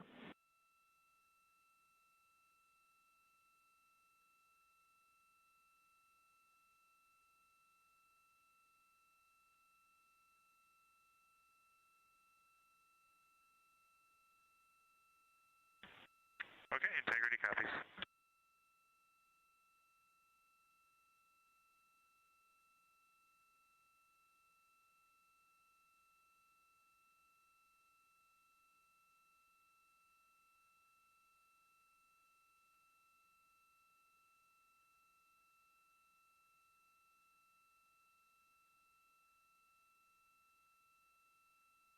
Currently, the Orion spacecraft is maneuvering to its burn attitude.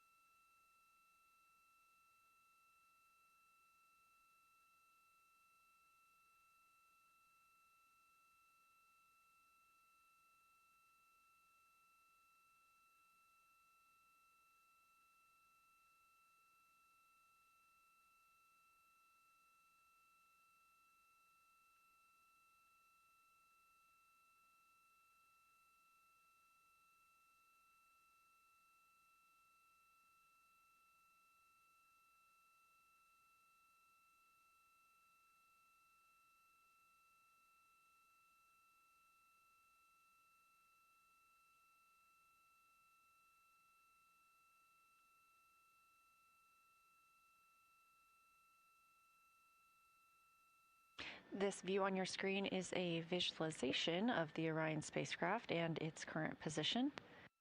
You can see those attitude maneuvers.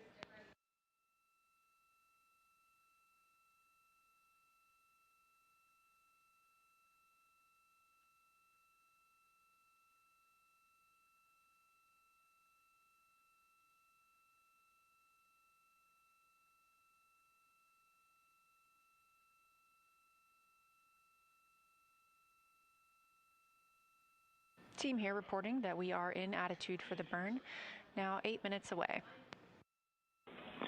Integrity in attitude for the burn. We may be about 7 degrees different from what was calculated ahead of time, but that's within our tolerance.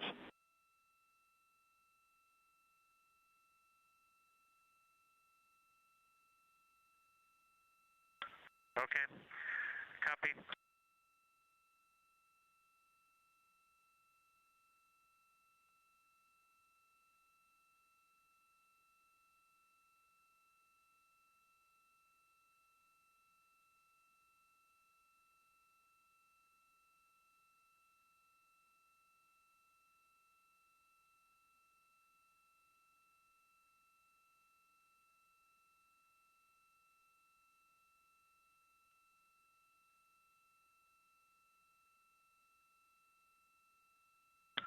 And Houston integrity. We just want to report what we're seeing here to make sure you're seeing the same thing. So ox-helium isolation valve 1 was closed and inhibited prior to the caution and warning. And then it seemed that when ox-helium isolation 2 closed and fuel helium isolation valve 1 closed and were inhibited, that is when the caution and warning started.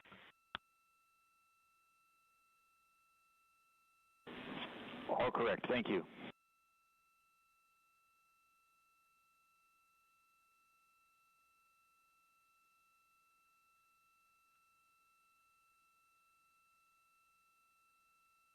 And integrity, we had a branch swap. We thought we had inhibited the fitter. Evidently not. We're still evaluating.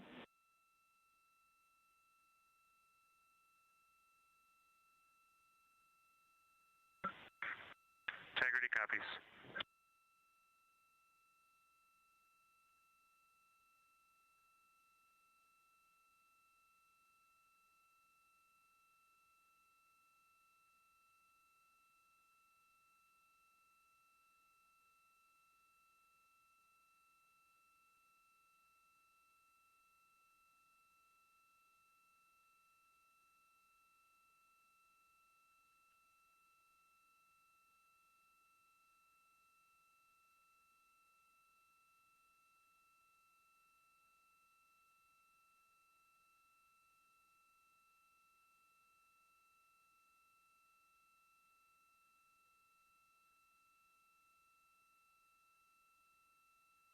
We are now 5 minutes, 28 seconds from the return trajectory correction 1 burn.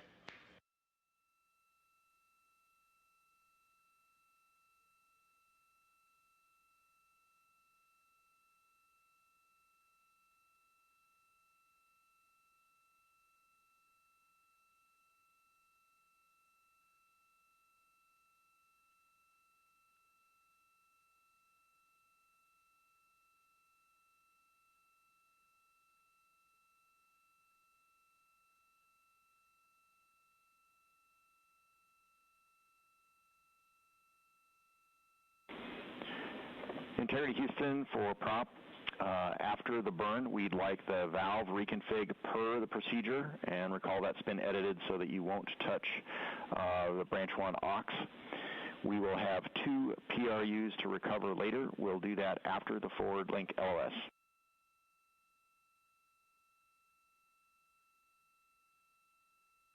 Okay, understood.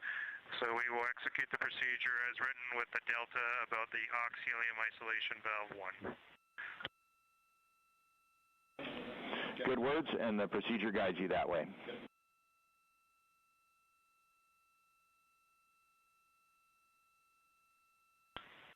Thank you, Stan.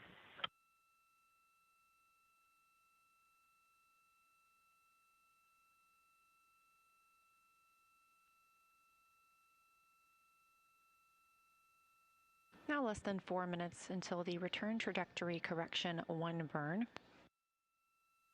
The crew did receive some warnings, or cautions I should say, about something in the prop system, specifically the PRUs. These are the pressure regulator units, and those will need to be reset later today. We are going to go into a forward link LOS. That's a loss of signal where we can't send communications or commands to the crew. However, we will still get data and communications from the spacecraft. That forward link LOS will start shortly after the burn, now about 3 minutes away.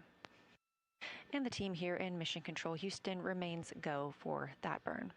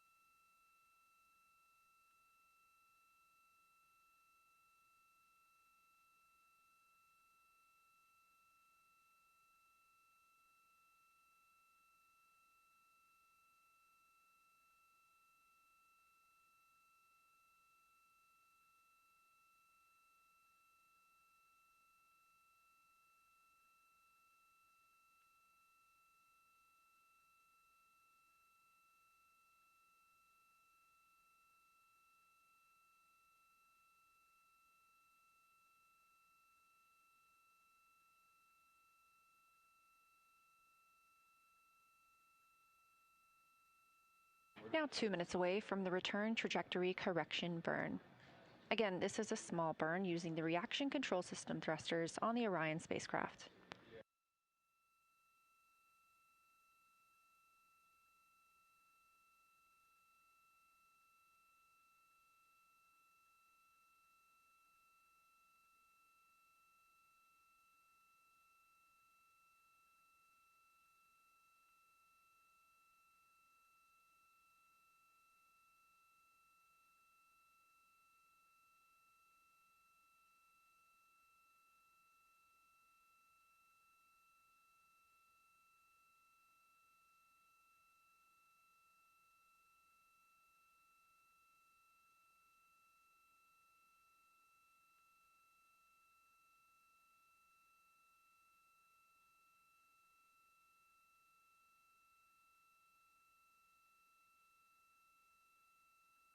One minute away from the return trajectory correction burn.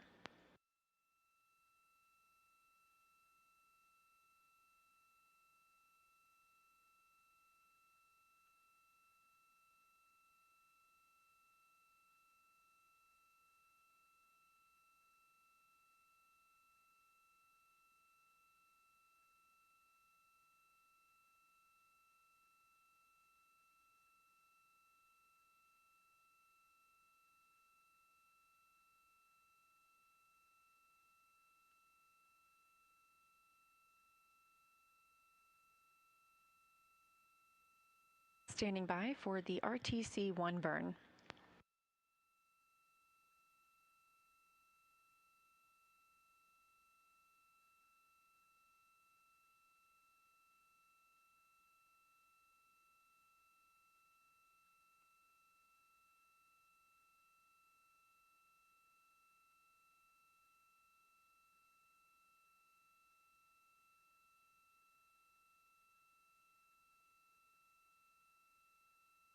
We have ignition and 4 good engines and good control.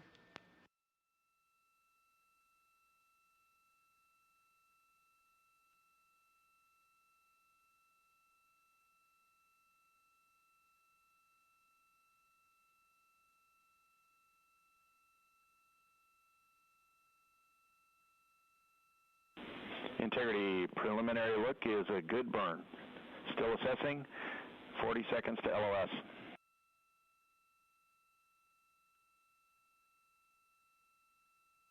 Okay, Stan, we saw a good burn on board as well. Roger.